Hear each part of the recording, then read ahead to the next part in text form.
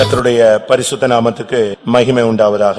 44ஆம் சங்கீதம் 4ஆம் வசனத்திலிருந்து 8ஆம் வசனம் வரை வாசி. தேவனே, நீர் என் ராஜா, யாக்கோபுக்கு ரட்சிப்பை கட்டளையிடும். உம்மாலே எங்கள் சத்துருக்களை கீழே விழத்தாக்கி எங்களுக்கு விரோதமாய் எழும்புகிறவர்களை உம்முடைய நாமத்தினால் மிதிப்போம்.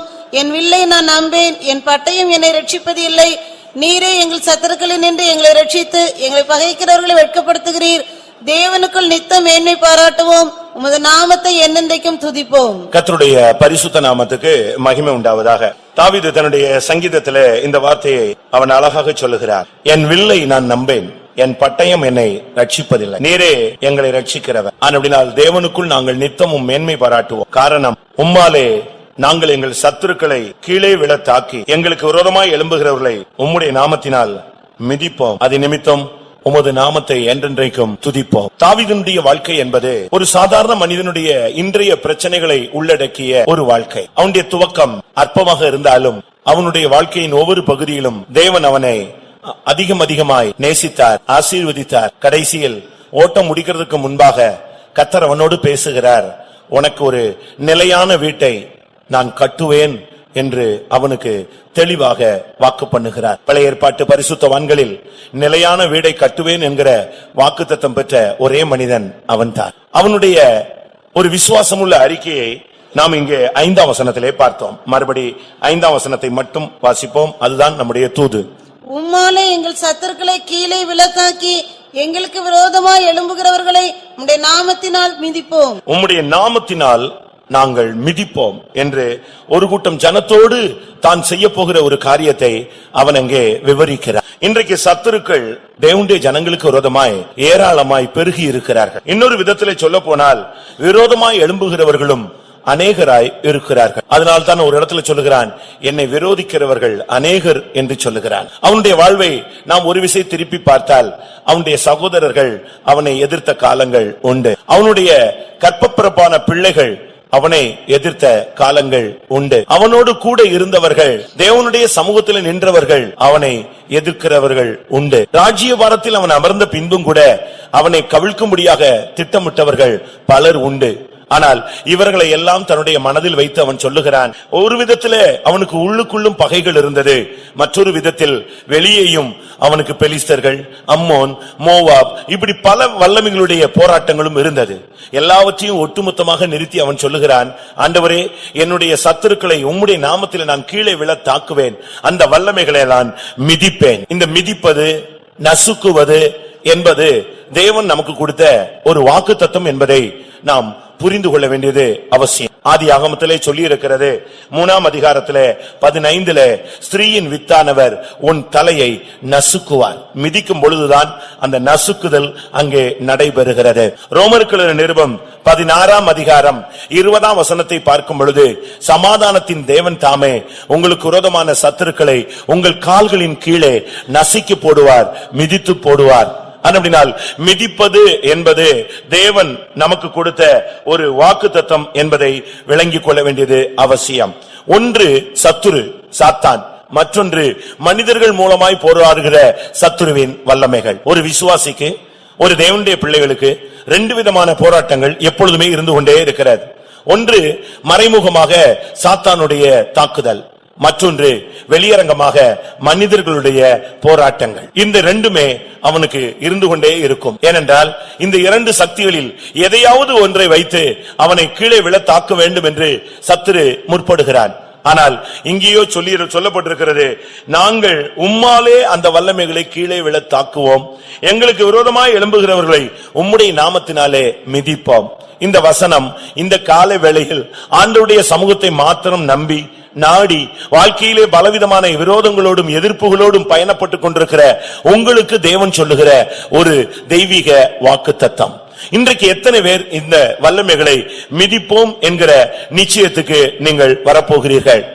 இன்றைக்கு சாத்தானை மிதிக்கக்கூடிய ஒரு காலம், சபையினுடைய பாதங்களில் கர்த்தர் சாத்தானை கொண்டு வந்து நிறுத்தக்கூடிய ஒரு காலமாக இருக்கிறது. சமாதானத்தின் தேவன் சாத்தானை உங்கள் கால்களின் கீழே கொண்டு வரக்கூடிய ஒரு காலம். இன்றைக்கு உங்களுக்கு விரோதமாய் பலவிதமான வல்லமைகள் நின்று கொண்டிருக்கலாம். நான் வேத வசனத்தின் வெளிச்சத்திலிருந்து எவைகளை நாம் மிதிக்க வேண்டும் என்பதை நான் உங்களுக்கு சொல்லும்படியாக ஆவியினால் ஏவப்படுகிறேன். ஒரு தேவனுடைய பிள்ளை மிதிக்க வேண்டிய சில காரியங்கள் இருக்கிறது. அதை மிதிக்காத பட்சத்தில் இந்த உலகத்திலே அவனுக்கு முன்பாக அந்த வல்லமைகள் எழும்பி நின்று அது தலைவிரித்து ஆடும், கோர தாண்டவம் எடுத்து ஆடும். பல வல்லமைகள் நமக்கு விரோதமாய் எழும்பி நிற்கும்.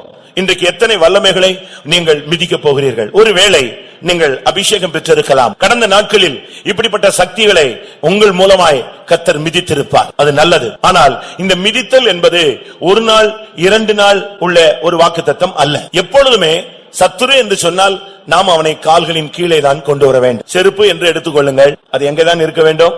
செப்பல் போடுறீங்களே, அது எங்கதான் இருக்கணும்? காலுக்கு இல்ல, நீங்க வேற எங்கேயும் போடுறீங்களான்னு தெரியல. செப்பல் எங்கதான் இருக்கும்? எங்கதான் போடுவோம்? காலுக்கு கீழே தான் அது இருக்க வேண்டிய இடம். உனக்கு விரோதமாய் ஒரு சத்துரு இருக்கிறான் என்றால் அவன் ஒரு சில நிமிடங்கள்ல எங்க வரணும்? கொஞ்ச நேரம் ஷோகேஸ்ல இருப்பான், விக்கிற வரைக்கும் கண்ணாடி லைட்டுகளுக்குள்ள இருப்பான். ஆனா நீ அதை உனக்கு சொந்தமாக்கி நீ வரும்போது அது உன் காலுக்கு கீழே என்ன செய்யணும்? வரணும். அது காலு கீழுக்கு வராம இருந்தா ரொம்ப கஷ்டமானது. அநேகர் இந்த வல்லமைகளை காலுக்கு கீழே இன்னும் கொண்டு வரவில்லை. அப்படினால்தான் வாழ்க்கையில எதிர்ப்புகளையும் போராட்டங்களையும் கண்டு கண்ணீர் விடுகிறார். எந்த ஒரு வல்லமை ஆனாலும் அது தேவனுடைய பிள்ளைகளுடைய பாதங்களுக்கு கீழே தான் வரணும். ஏனென்றால் தேவன் அப்படித்தான் அந்த நியமத்தை ஏற்படுத்தி வைத்திருக்கிறார். பிசாசு ஆனால் அது தேவனுடைய பிள்ளைகளுடைய பாதங்களுக்கு கீழே வரணும். பிரச்சனை ஆனால் அது அவனுடைய பாதங்களுக்கு கீழே வரணும். ஏதேன் தோட்டத்திலே நீங்கள் பார்த்தால் ஆதாம் ஏவாளை கர்த்தர் நடக்க வைத்தார். அந்த 4 நதி ஓரங்களிலே அவர்களை கடந்து போக பண்ணினார். ஒரு நதியின் ஓரத்திலே போனால் அந்த நதி கரை முழுவதும் எப்படி இருக்கும்? பொன் விளையும். பொன் விளையும் அந்த நதியின் ஓரத்துல மனிதன் நடந்து போனான். அந்த பொண்ணுக்கு மேலே நடந்து போனான். பரலோகத்திலே நீங்கள் போனால் அங்கே வீதிகள் உண்டு. அந்த வீதிகள் எப்படிப்பட்ட வீதிகள்? பொருத்தலமான வீதி. தான் நம்மில் அநேகர் ஆவிக்குரிய ஜீவியத்தை வாஞ்சிக்கிறவர்கள், அந்த பரம தரிசனத்தை பெற்றவர்கள் நம் பொண்ணுக்கு அதிகமாக இடம் கொடுப்பது இல்லை. ஏனென்றால் அது ஆதியாகமத்திலே இல்லாவிட்டால் தேவனுடைய சிருஷ்டிப்பின் துவக்க காலங்களிலே மனிதனுடைய பாதங்களுக்கு கீழே இருந்தது. வரப்போகிற நித்தியத்தில் அது மனிதனுடைய பாதங்களுக்கு கீழே இருக்க போகிறது. அப்படினால் தான் அதை நாம் தலைக்கு மேலே எடுத்துக்கொள்வதும் இல்லை, நமக்கு ஈக்குவலாக அதை கொண்டு வருவதும் இல்லை. உலகமோ உலகத்தின் சக்திகளோ நம்மை எதிர்த்து நிற்கிற எந்த வல்லமைகளோ அது நம்முடைய பாதங்களுக்கு கீழே வர வேண்டும். ஒருவேளை இதுவரை வராவிட்டால் இன்றைக்கு இந்த தேவனுடைய வார்த்தைகளை கேட்டு அவைகளை உங்களுடைய பாதங்களுக்கு கீழே கொண்டு வந்து நீங்கள் நசுக்கி மிதித்து அதை கடந்து இந்த ஆராதனை முடிந்து செல்லும்படியாக ஆவியானவர் உங்களோடு இடைபட விரும்புகிறார். உனக்கு விரோதமாய் பல சக்திகள் இருக்கலாம், ஆனால் அவைகள் எல்லாம் கர்த்தர் கொண்டு வருவார். ரோமர் 16:20 ஒரு விசை வாசிப்போம். அந்த ஊழியத்தை செய்வது யார்? சமாதானத்தின் தேவன் சீக்கிரமாய் சாத்தானை உங்கள் கால்களின் கீழே நசுக்கி போடுவார். சமாதானத்தின் தேவன் அவரே செய்வார், அவரே அந்த வேலையை செய்வார். நீங்கள் மாத்திரம் கர்த்தருடைய வார்த்தைக்கு கீழ்ப்படிந்து அவருடைய வார்த்தையை மாத்திரம் விசுவாசித்து அவருடைய நாமத்திலே நீங்கள் நின்று கொண்டிருந்தால் உனக்கு முன்னாக அந்த வல்லமையை கொண்டு வருவார். நீ அவருடைய நாமத்திலே அவைகளை மிதித்து போடுவாய். அவன் சொல்கிறான், ஒரு தனிப்பட்ட மனிதனுடைய அறிக்கை அல்ல, நாங்கள் எங்களுக்கு விரோதமாக எழும்புகிறவர்களை உம்முடைய நாமத்திலே நாங்கள் மிதிப்போம். அதான் நம்முடைய தேவனுக்கு நமக்கு தேவன் கொடுத்ததான அதிகாரம், வல்லமை. நம்மில் அநேகர் இன்றைக்கு நமக்கு இருக்கிற சக்தியை புரிந்து கொள்ளுகிறது, நமக்கு இருக்கிற அதிகாரத்தை புரிந்து கொள்ளுகிறது இல்ல, நமக்கு இருக்கிற மகிமையை புரிந்து கொள்ளுகிறது இல்ல. நமக்கு தேவன் எவ்வளவோ வல்லமையை கொடுத்திருக்கிறார், அதிகாரத்தை கொடுத்திருக்கிறார். ஆனா நம்மில் அநேகர் நம்முடைய அதிகாரத்தை உபயோகப்படுத்துகிறது இல்ல. IAS ஒருவன் படித்திருந்தார், ஒரு குரூப் தேர்ச்சி பெற்றிருந்தார்கள். அவர்களை கொண்டு வந்து ஒரு கடைசி இன்டர்வியூக்கு கொண்டு வந்து இவர்கள் எப்படி செயல்படுகிறார்கள் என்கிற, இவர்கள் எப்படி தங்களுடைய வாழ்க்கையை தங்களுடைய அட்மினிஸ்ட்ரேஷன் பவரை செயல்படுத்துகிறார் என்று பார்க்கும்படியாக ஒரு இன்டர்வியூ நடந்தது. நான் ஏற்கனவே சொல்லி இருக்கலாம். ஒரு குப்பை கூலமான ஒரு அழுக்கு நிறைந்த ஒரு ரூம்ல தேர்ச்சி பெற்ற ஒரு மனிதனை அந்த IAS தேர்ந்தவனை கொண்டு வந்து நிறுத்தினார். அவன் நன்றாக படித்திருந்தான், அதிக மார்க் எடுத்திருந்தான், நன்றாக செலக்ட் ஆகியிருந்தான். இப்பொழுது நடைமுறைக்காக அவனை கொண்டு வந்து நிப்பாட்டினார். அதான் உங்க ரூம் போங்க. அவன் நேர ரூமுக்குள்ள போனான். ரூம் முழுவதும் எப்படி இருந்துச்சு? ஒரே ஒற்றையும் ஒரே தூசியும் குப்பையுமா இருந்துச்சு. இவன் அப்படியே திரும்பி பார்த்தான், ஒரு ஓரத்துல தொடப்பம் இருந்துச்சு. வேகமா எடுத்து ஆரம்பிச்சிட்டான், பெருக்க ஆரம்பிச்சான். உடனே அவனை வெளியே வர வச்சுட்டாங்க. இப்படி போனவங்க எல்லாருமே போய் ஒருத்தன் டேபிள துடைக்கிறது, ஒருத்தன் தொடப்பத்தை எடுக்கிறது, ஒருத்தன் எல்லாத்தையும் தொடப்பத்தை தடிச்சுக்கிட்டு இப்படி இருந்தான். எல்லாரையும் வெளியே வர சொல்லிட்டாங்க. இப்படி ஒவ்வொருத்தரையா விட்டு விட்டு வேடிக்கை பார்த்துக்கிட்டே இருந்தாங்க. கடைசியில ஒருத்த போனான். அவன் உள்ள போன உடனே டேபிள்ல ஒரு பெல் இருந்துச்சு, அதை ஒரு அமுக்குனா அடிச்சது பெல்லு. பியூன் ஓடி வந்தான். 2 நிமிஷத்துல இந்த ரூம் என்ன செய்யணும்? கிளீனா இருக்கணும், சுத்தமா இருக்கணும், எந்த குப்பையும் இருக்க கூடாது. உடனே நீ தான்ப்பா படிச்சு இருந்தாலும் உன்னுடைய அதிகாரத்தை நீ என்ன செஞ்சிருக்கிற? பயன்படுத்தி இருக்கிற. அதிகாரத்தை நீ பயன்படுத்துறபடினால உனக்கு இந்த போஸ்டிங் தான். இது நடந்த ஒரு சம்பவம் தான். நமக்கு எல்லாருக்கும் நம்ம கையில ஒரு பெரிய அதிகாரம் இருக்கு. இயேசுவின் நாமம் என்கிற அதிகாரம். இயேசு என்ற வார்த்தையை நீ சூழ்நிலையில் மத்தியில உபயோகிச்சுட்டேன்னா போதும். அதுக்கு பிறகு அந்த வல்லமை எதிர நிக்கிற சக்திக்கு என்ன கிடையாது? பவரே கிடையாது. அந்த வல்லமை நீ வார்த்தையை எப்பொழுதெல்லாம் இயேசுன்னு சொல்றோமோ அப்பொழுதெல்லாம் சாத்தானுடைய சிங்காசனம் அசைகிறது. அல்லேலூயா. இயேசுவின் நாமத்தை ஒரு நிமிஷம் நீ சொன்ன உடனேயே அவனுடைய சிங்காசனத்துல ஒரு ஷேக். அவன் பாப்பான், யாரோ இயேசுன்னு சொல்லிட்டான், ஏதோ ஒரு இடத்துல அல்லேலூயா போடுறாங்க, ஏதோ ஒரு இடத்துல ஒரு எழுப்புதல் நடக்குது. நமக்கு தேவன் கொடுத்த அதிகாரத்தை நாம் பயன்படுத்த வேண்டியது அவசியம். தேவன் நமக்கு கொடுத்திருக்கிற அதிகாரம் ஒரு குறிக்கப்பட்ட வல்லமை வரையறும்புக்குள்ளே உள்ளது அல்ல. தேவன் நமக்கு கொடுத்திருக்கிற அதிகாரங்கிறது ஒரு பெரிய வல்லமை. அதை நீங்க எந்த இடத்துலயும் யூஸ் பண்ணலாம், ஒவ்வொரு நேரத்திலும் யூஸ் பண்ணலாம். வானத்திலும் நீங்க யூஸ் பண்ணலாம், பூமியிலும் யூஸ் பண்ணலாம், வீட்டிலும் யூஸ் பண்ணலாம், உங்களுடைய குடும்ப காரியத்திலும் யூஸ் பண்ணலாம், உங்களுடைய பிசினஸ்லயும் யூஸ் பண்ணலாம், உங்களுடைய பிரயாணத்திலும் யூஸ் பண்ணலாம், உங்களுடைய ஊழியத்திலும் யூஸ் பண்ணலாம், உங்களுடைய தனிப்பட்ட ஜீவியத்திலும் யூஸ் பண்ணலாம். ஏனென்றால் இயேசு என்கிறது தான் நம்முடைய ஜீவ சுவாசம். இந்த நாமத்தை வைத்துக் கொண்டு நீங்க சத்துருவை கண்டு பயப்படுவதோ, வேடிக்கை பார்ப்பதோ, பின்வாங்குவதோ, ஒதுங்கி போவதோ அது தோல்வியினுடைய அடையாளம். அபிஷேகம் பெற்றவனுக்கு அந்த போராட்டங்களை பார்த்துட்டா போக முடியாது. அவன் சுத்தி சுத்தி அங்கதான் வருவான், எப்படியாவது ஜெயிக்கணும், எப்படியாவது ஜெயிக்கணும். ஏனென்றால் அபிஷேகம் தாவீதின் தலையில் இருந்த பொழுது கோலியாத்தினுடைய அந்த கொக்கரிப்பின் சத்தத்தை கேட்ட உடனே அவனால போக முடியல. அவங்க அண்ணன் வந்து சொல்றான், நீ உன் இருதயத்தின் துணிகரத்தையும் அகங்காரத்தையும் நான் அறிவேன், ஆடெல்லாம் விட்டுட்டு வந்துட்ட, நீ திரும்பி போன்னு சொல்றான்.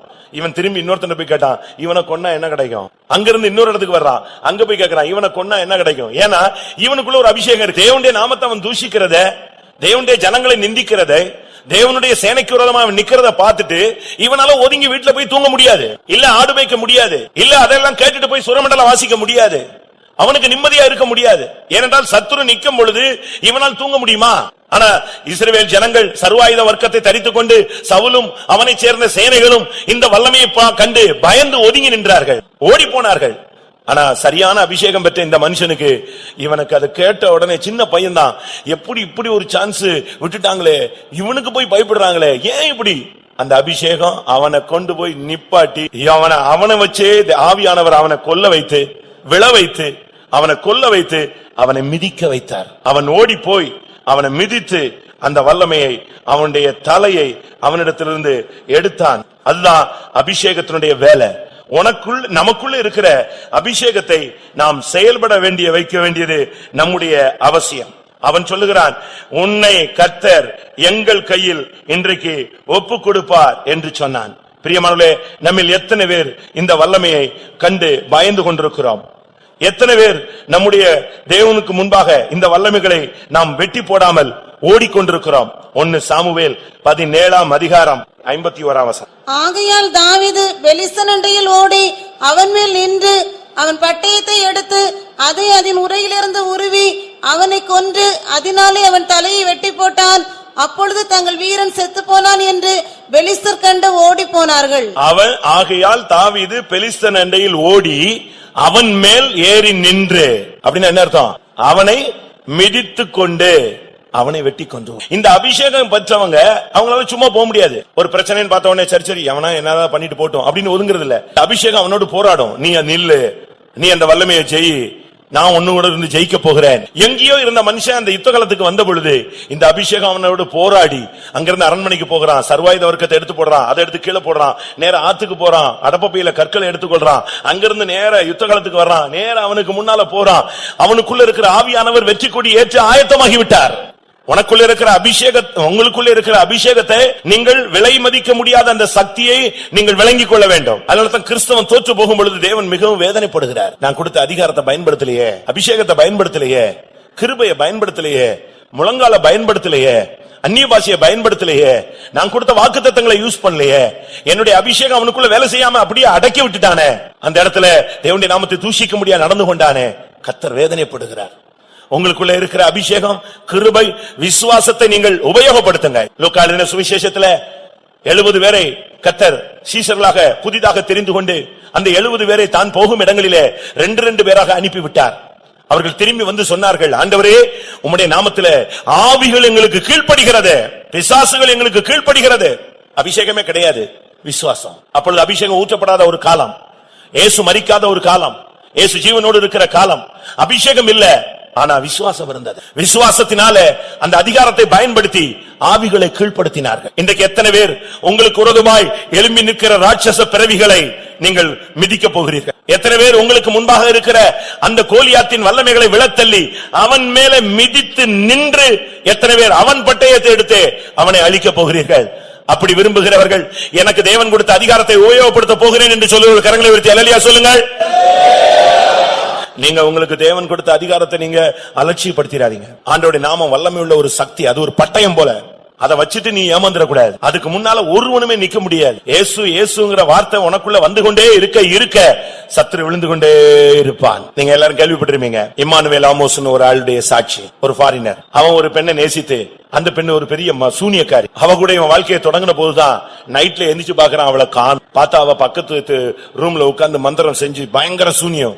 இவன் அவளை பார்த்த உடனே மிரண்டு போய் இவன் கூட பிசாசோட வாழ்க்கை தொடங்கிட்டோமே ரொம்ப தடுமாறான். கொஞ்ச நாள்ல அவ இவனை கட்டுப்படுத்தி தன்னுடைய கட்டுப்பாட்டுல அவனை கொண்டு போயிட்டான். பொல்லாத ஆவிகள் கூடுகிற, பொல்லாத சூனியக்காரர்கள் கூடுகிற ஒரு மாநாட்டுக்கு கொண்டு போய் விட்டாங்க. இவனும் போயிருந்தான். புதிய நபர்ன உன்னை இன்ட்ரோடியூஸ் பண்ணுங்க அப்படின்னு சொன்னான். இவன் எந்திரிச்சான், தான் யாருன்னு சொல்றான். நான் ஒரு கிறிஸ்தவனா இருந்தேன், என்னுடைய பெயர் இம்மானுவேல் ஆமனா. பொத்துன்னு அங்க இருந்த மந்திரவாதியில பாதி பேர் விழுந்தான். பிசாசுலாம் பட்ட பட்ட பட்ட பட்டன் கீழ விழுந்தான். இவன் பார்த்தான், என்னடா இது, இம்மானுவேல் கிறிஸ்தவன் இயேசுங்கிற வார்த்தையை சொன்ன உடனே அவ்வளவு பேர் என்ன செய்து விழுதான். அந்த வார்த்தையை கேட்ட உடனே அசுத்த ஆவிகள் பட்டு பட்டு பட்டு பட்டுன்னு விழுந்துருச்சு. திரும்ப எல்லாம் எந்திரிச்சு உட்கார்ந்துட்டு, இந்த கிறிஸ்தவன் இம்மானுவேல் இந்த வேர்டை மட்டும் யூஸ் பண்ணாத, ரைட், உன் ஹிஸ்டரிய சொல்லு அப்படின்னா. திரும்ப இவன் அப்படியே பேசிக்கிட்டே வரும்போது நான் அந்த இம்மானுவேல்னு வார்த்தை யூஸ் பண்ணிட்டான், இயேசுன்னு வார்த்தை யூஸ் பண்ணிட்டான். திரும்பவும் எல்லாம் பட்ட பட்ட பட்ட பட்டன்னு அவன் விழுந்துட்டான். வான் பண்ணாங்க, இனிமேல் இந்த வார்த்தையை நீ என்ன செய்யக்கூடாது, யூஸ் பண்ணக்கூடாது. இயேசுங்கிற வார்த்தைக்கு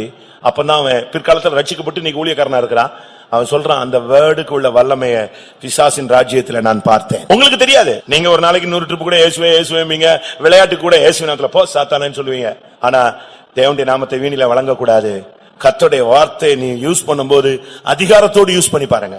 இயேசுவின் நாமத்தில் அந்த வல்லமைகள் உனக்கு கீழ்ப்படியும், நீ அதை மிதிப்பாய். கோலியாத்தை பார்த்த உடனே இந்த வல்லமை அவனுக்குள்ள தூண்டி அவனை மோத வைத்து அவன் மேல நின்று மிதித்து அவனை கொன்று போட்டார். கர்த்தருடைய பரிசுத்த நாமத்துக்கு மகிமை உண்டாவதாக. ஏனென்றால் நம் ஒவ்வொருவரையும் இந்த மார்க்கத்தில் வரும்பொழுது, நீ வரும்பொழுது வேற ஒரு நபர், வந்த பின்பு கர்த்தர் உன்னை எப்படி உருவாக்குகிறார் என்று நான் சொல்லுகிறேன். ஏசாயா தீர்க்கதரிசன புஸ்தகம் 41ஆம் அதிகாரம் 15ஆம் வசனம். ஏசாயா 41:15. இதோ போரடிக்கிறதற்கு நான் உன்னை புதிதும் கூர்மையுமான பற்களுள்ள எந்திரமாக்குகிறேன். நீ மலைகளை மிதித்து நொறுக்கி குன்றுகளை பதருக்கு ஒப்பாக்கி விடுவாய். இங்கே வேதம் சொல்லுகிறது, நான் உன்னை இந்த மார்க்கத்தில் வந்த பின்பு உன்னை ஒரு புதிதான ஒரு கூர்மையான எந்திரமாக உன்னை மாற்றுகிறேன். இப்ப நீங்க பாருங்க, இந்த ஜேசிபி இந்த புல்டோசர் எல்லாம் பாருங்க, அது பாட்டுக்கு உள்ள இறங்கிருச்சுன்னு சொன்ன வச்சுக்கோங்க, ஒட்டச்சி நொறுக்கி தூள் தூளாக்கிடும். ஒரு மிஷினை நான் பார்த்தேன், அது இந்த முதல்ல வாய் மாதிரி இருக்கு. முதல்ல வாய் மாதிரியே அதை செட் பண்ணிருக்கான். எவ்வளவு பெரிய பில்டிங்னாலும் அதை அப்படியே அப்படி நீட்டி விட்டா போதும், அது அந்த பில்டிங்க காங்கிரீட்டை பிடிச்சுக்கிட்டு அப்படியே ஒரு உழுக்குது. அந்த பில்டிங் அப்படியே கீழே எங்க செய்யுது, கீழே வந்துருது.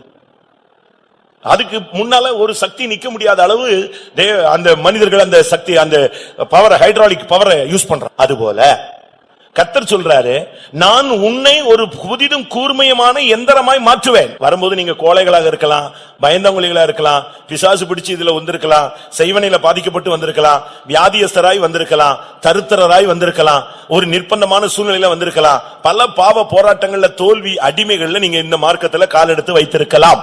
ஆனா வைத்த பிறகு இங்க உன்னை கர்த்தர் உருவாக்குறது எப்படி? அந்த மிஷின் எல்லாம் பாத்தீங்கன்னா ஒரு இரும்பு தான், சாதாரண இரும்பு தான். ஆனா அத மனுஷன் உருவாக்கி அழகான ஒரு புதிதும் கூர்மையமான எந்திரமாய் கொண்டு வந்து நிறுத்துறான். இது போல ஒண்ணுமில்லாத நம்மை, சாதாரண மனித சரீரத்தில் இருக்கிற நம்மை, மண்ணென்று நினைவு கூற இந்த மனிதனை இந்த மார்க்கத்துல வரும் பொழுது கர்த்தர் உன்னை புதிதும் கூர்மையுமான எந்திரமாய் மாற்றுகிறார். உன்னை கொண்டு அவர் என்ன செய்கிறார்?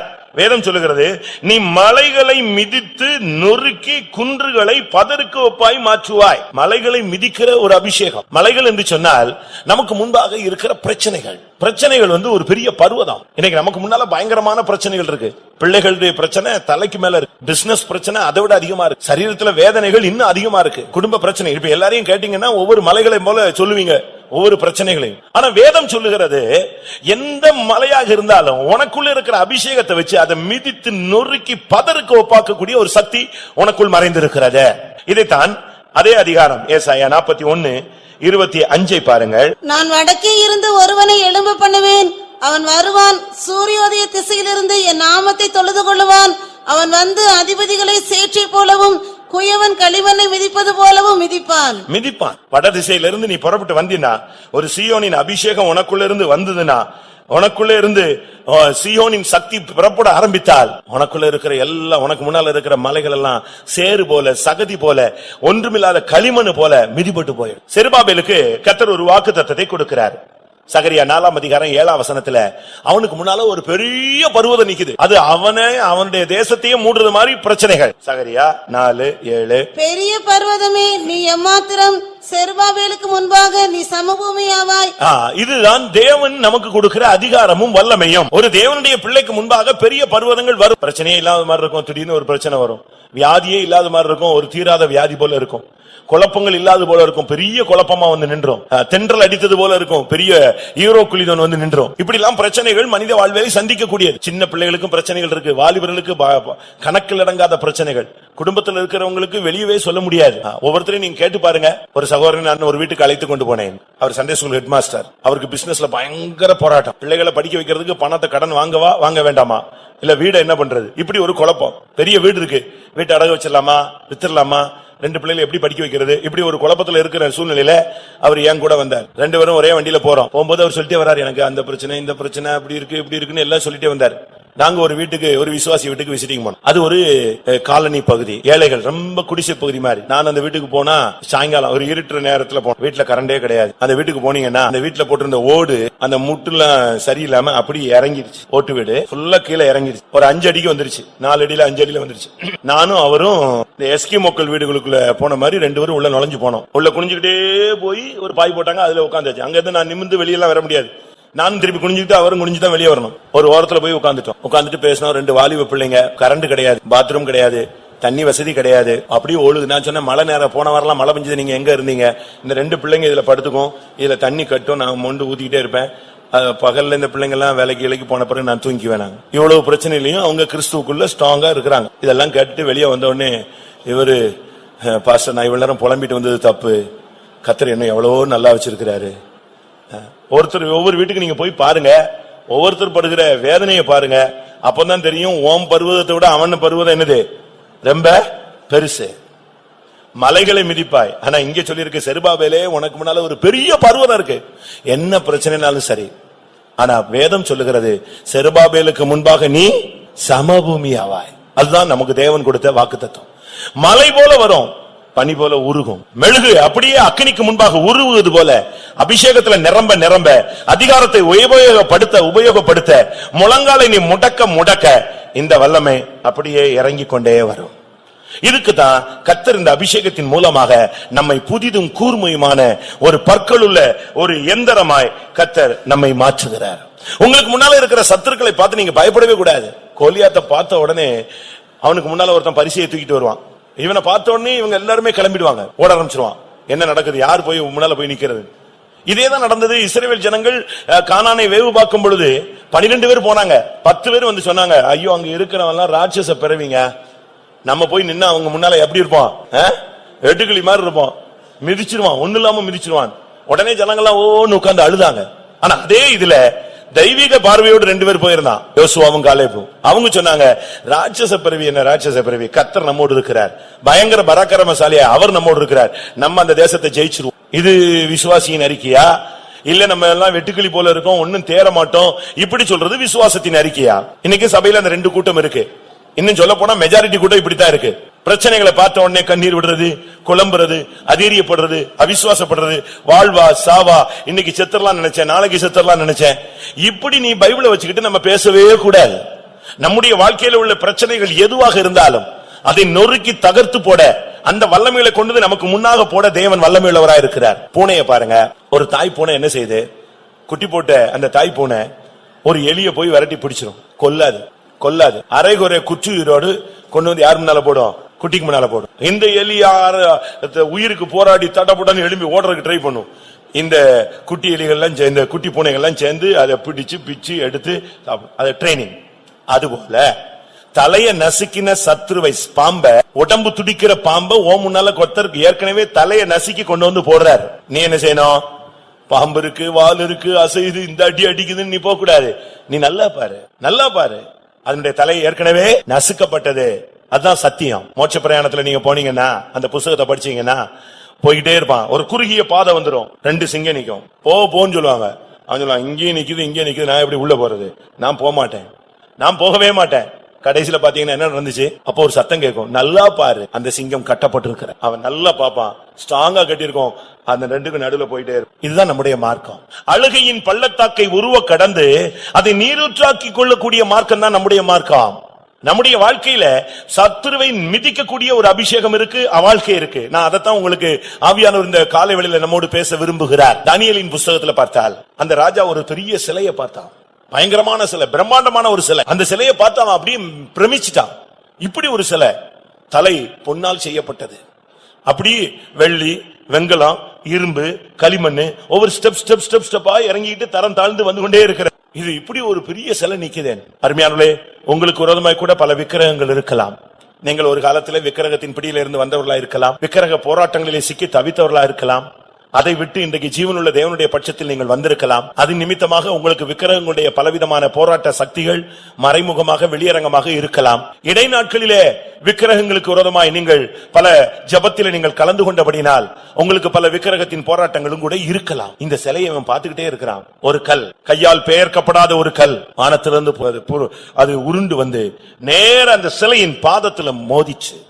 கொஞ்ச நேரத்துல பாத்தீங்கன்னா அந்த சிலை விழுந்து நொறுங்கி ஒண்ணுமில்லாம போய் பதறு கொப்பாய் மாறினது. திடீர்னு ஒரு காற்று அடித்தது, எல்லாமே பறந்து போயிட்டுன்னு தானியேலின் புஸ்தகம் 2ஆம் அதிகாரம் 31 to 35 வரை வாசித்தால் நாம் அதை விளங்கிக் கொள்ள முடியும். பிரியமானவர்களே, இதுல இருந்து என்ன விளங்கிக் கொள்கிறோம்? அது பெரிய சிலையாக நிக்கட்டும், அது ஒரு பெரிய பர்வதமாக இருக்கட்டும், அது ஒரு பெரிய மலையாக இருக்கட்டும், உனக்குள் இருக்கிற அபிஷேகத்தின் மூலமாய் நாம் அதை மிதிக்க வேண்டியது அவசியம். இவைகளை மிதிக்கும்படியாக கர்த்தர் நம்மை அபிஷேகத்தினால் ஒரு புதிதும் கூர்மையுமான எந்திரமாக கர்த்தர் நம்மை மாற்றி இருக்கிறார். எந்த பிரச்சனைனாலும் நீங்க பின்வாங்காதீங்க, எந்த பிரச்சனைனாலும் தற்கொலையை நாடாதீர்கள், எந்த பிரச்சனைனாலும் தேவ சமூகத்தை விட்டு ஓடாதீர்கள், எந்த பிரச்சனைனாலும் உடனே பைபிளை தூக்கி ஒதுக்கி வைத்து விடாதீர்கள். எந்த பிரச்சனையானாலும் முழங்காலை முடக்கு, எந்த பிரச்சனையானாலும் இரவு நேரங்களில் கைகளை உயர்த்து, எந்த பிரச்சனையானாலும் நீங்கள் உங்களுடைய அபிஷேகத்தை உபயோகப்படுத்துங்கள். அந்நிய பாஷையில தேவனோடு பேசுங்கள், ரகசியங்களை தேவனோடு பேசுங்கள், தேவனை உங்களுடைய அறைக்கு கூட்டிக் கொண்டு வாருங்கள். உங்களுக்கு முன்பாக இருக்கிறதெல்லாம் பைபிள் சொல்லுகிறது, செருபாபேலே நான் உனக்கு முன்பாக இருப்பேன், நீ திடன்கொள். அந்த பெரிய பர்வதத்தை பார்த்து கர்த்தர் சொன்னார், பெரிய பர்வதமே நீ ஏமாத்திரம். அவன் வந்து நிற்கும் போது நீ சமபூமி ஆவாய். இன்றைக்கு இந்த கூட்டம் முடியறதுக்குள்ளே அருமையானவர்களே, நீங்கள் இந்த சத்துருவை மிதிப்போம் என்கிற அறிக்கைக்குள் நீங்கள் வருவீர்களானால் உங்களுக்கு முன்பாக இருக்கிற பெரிய பர்வதங்கள் அப்படியே சமபூமியாய் மாறும். அதுதான் தேவன் உனக்கு கொடுக்கிற ஒரு வார்த்தை. உங்களுக்கு விரோதமாக மனிதர்கள் கூட எழும்பி வருகிறார்கள், பயங்கரமான சத்துருக்கள். அண்ணனே தம்பியை வெறுக்கிறான், தம்பி அண்ணனை வெறுக்கிறான், விசுவாசிகளை வெறுக்கிறார். உலகத்துல வேலை ஸ்தலங்களில கொஞ்சம் நீங்க ஸ்கில்ஃபுல்லா இருந்தா உடனே பொறாமைகள், கொஞ்சம் பண வசதி கிடைச்சிட்டா மத்தவங்க உங்க மேல பொறாமைப்படுகிறது. நீங்க கொஞ்சம் நல்ல சுகமா அழகா இருக்கீங்கன்னா உங்களுக்கு விரோதமாய் பலர் பல விதங்களில, பிசினஸ் கொஞ்சம் நல்லா இருக்கு, கொஞ்சம் ஒரு நிலம் வாங்கிட்டீங்க, ஒரு வீடு வாங்கிட்டீங்க, உடனே உங்களுக்கு விரோதமான சத்துருக்கள் எழும்புகிறார்கள். நீங்க சும்மா இருந்தாலும் துன்மார்க்கர்கள் எழும்புகிறார்கள். ஆனால் வேதம் சொல்லுகிறது, இந்த வல்லமைகளை எல்லாம் நீ மிதிப்பாய். இது தேவன் உனக்கு கொடுத்த ஒரு வாக்குத்தத்தம். ஏனென்றால் நீ தேவனை வணங்குகிறாய். உபாகமம் 33ஆம் அதிகாரம் 29ஆம் வசனம். இஸ்ரவேலே, நீ பாக்கியவான், கர்த்தரால் ரட்சிக்கப்பட்ட ஜனமே, உனக்கு ஒப்பானவன் யார்? உனக்கு சகாயம் செய்யும் கேடகமும் உனக்கு மகிமை பொருந்திய பட்டயமும் அவரே. உன் சத்துருக்கள் உனக்கு இச்சகம் பேசி அடங்குவார்கள், அவர்கள் மேடுகளை மிதிப்பாய் என்று சொன்னான். சத்துருக்களின் மேடுகளை மிதிக்கக்கூடிய ஒரு அபிஷேகம் இருக்கிறது, ஒரு வாக்குத்தத்தம் இருக்கிறது. அதுக்கு காரணம் என்ன தெரியுமா? கர்த்தரால் ரட்சிக்கப்பட்ட ஜனமே, உனக்கு ஒப்பானவன் யார்? ரட்சிக்கப்பட்ட ஜனத்துக்கு முன்னால சத்துருக்கள் மனிதர்கள் எழும்பி நிக்கவே முடியாது. மொர்தெகாய் ஒரு வாயில் காப்போன், ஒரு யூதன். ஆனா அவனுக்கு முன்னால ஆமான் நிக்க முடியல, முட்டி முட்டி மோதி கடைசியில அவன் மரத்துல தூக்கப்பட்டு விட்டான். அதான் அவனுக்கு முடிவு. உனக்கு விரோதமாய் ஒரு வல்லமை ஒரு துன்மார்க்கன் எழும்பிட்டானா, துன்மார்க்கனை உற்று விசாரித்தாயானால் அவன் அங்கே இல்லை. நம்முடைய ஊழியக்காரர் ஒரு கிராமத்துல போய் ஊழியம் செய்தார். பாஸ்டர் தவமணி என்று உங்களுக்கு நீங்கள் கேள்விப்பட்டிருப்பீங்க. அவர் ஒரு கிராமத்துல போய் ஊழியம் செஞ்சா அந்த கிராமத்துல உள்ள ஒரு முக்கியமான ஆள் அவரை பிடிச்சு அடிச்சிட்டான். அப்ப அந்த ஊர் ஜனங்கள்லாம் வந்து சொன்னாங்க, ஏன்பா அவரு ஒரு சாமியாரு, ஏதோ தனக்கு தெரிஞ்சது சொல்லிட்டு போறாரு, அவரு போய் நீ ஏன் அடிக்கிறாரு? இல்ல இப்படிப்பட்டவங்க எல்லாம் அடிக்கணும்னு சொன்னான்.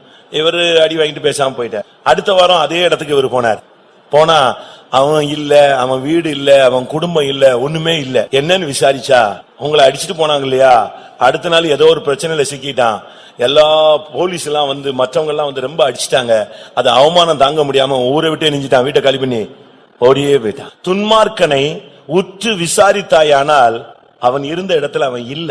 வேதம் என்ன சொல்லுகிறது?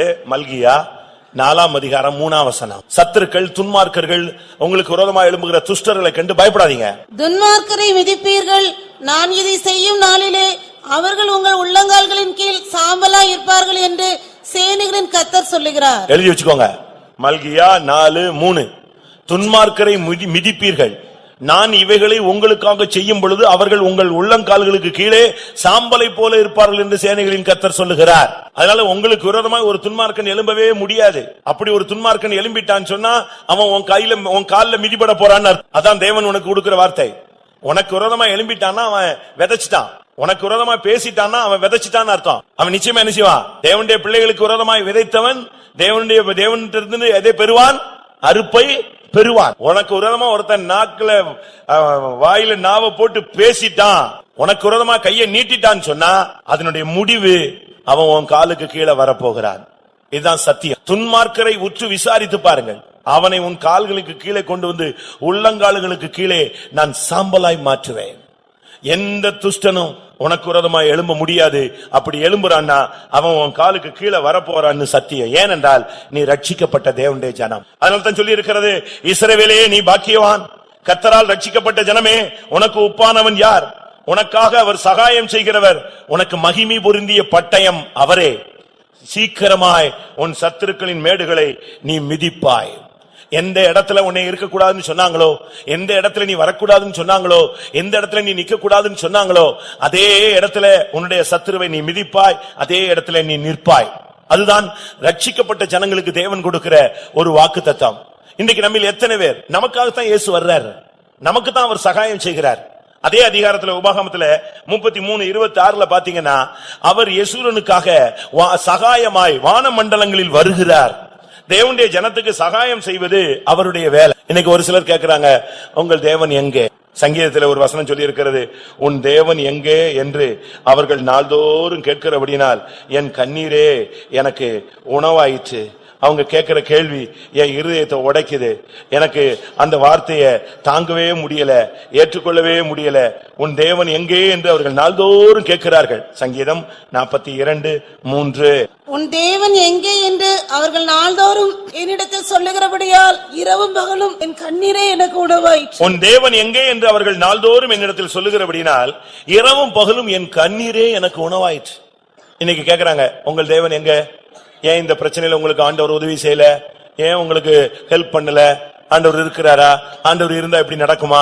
உன் தேவன் எங்கே எங்கேன்னு கேட்கும் போது நமக்கு சில இடங்கள்ல அப்படியே அவமானப்பட்டு கூனி குறுகி போனது போல இருக்கிறோம். பயப்படாத, உனக்கு தேவன் கொடுக்கிற ஒரு பதில் வசனம். அது என்ன? மீகா 7ஆம் அதிகாரம், மீகா 7ஆம் அதிகாரம் 10ஆம் வசனத்துல உன் தேவன் எங்கே என்று கேட்கிற அந்த வல்லமைகளுக்கு தேவன் கொடுக்கிற முடிவு என்ன? உன் தேவனாகிய கர்த்தர் எங்கே என்று என்னோட சொல்லுகிற என் சத்துருவானவள் அவள் அதை பார்க்கும்போது வெட்கம் அவளை மூடும், என் கண்கள் அவளை காணும், இனி வீதிகளில் சேற்றை போல மிதிக்கப்படுவாள். உன் தேவன் எங்கே என்று என்னோடு சொல்லுகிற சத்துருவை நான் பார்க்கும்போது வெட்கம் அவளை மூடும், அவனை மூடும். நான் வீதிகளின் சேற்றை போல அவைகளை மிதிப்பேன், அவள் மிதிக்கப்படுவாள். உன் தேவன் எங்கே என்று பரியாசம் பண்ணின ஒரு கூட்டத்தை நீ காண்கிறாய். உன் தேவன் எங்கே என்று கேட்கிற உன் சத்துருக்களை நீ கேட்கிறாய். உன் தேவன் எங்கே என்கிற வார்த்தை உன்னை புண்ணாக்குகிறது. உன் தேவன் எங்கே என்று கேட்கிற வார்த்தை உன் குடும்பத்திலே உன்னை தலைகுனிய வைக்கிறது.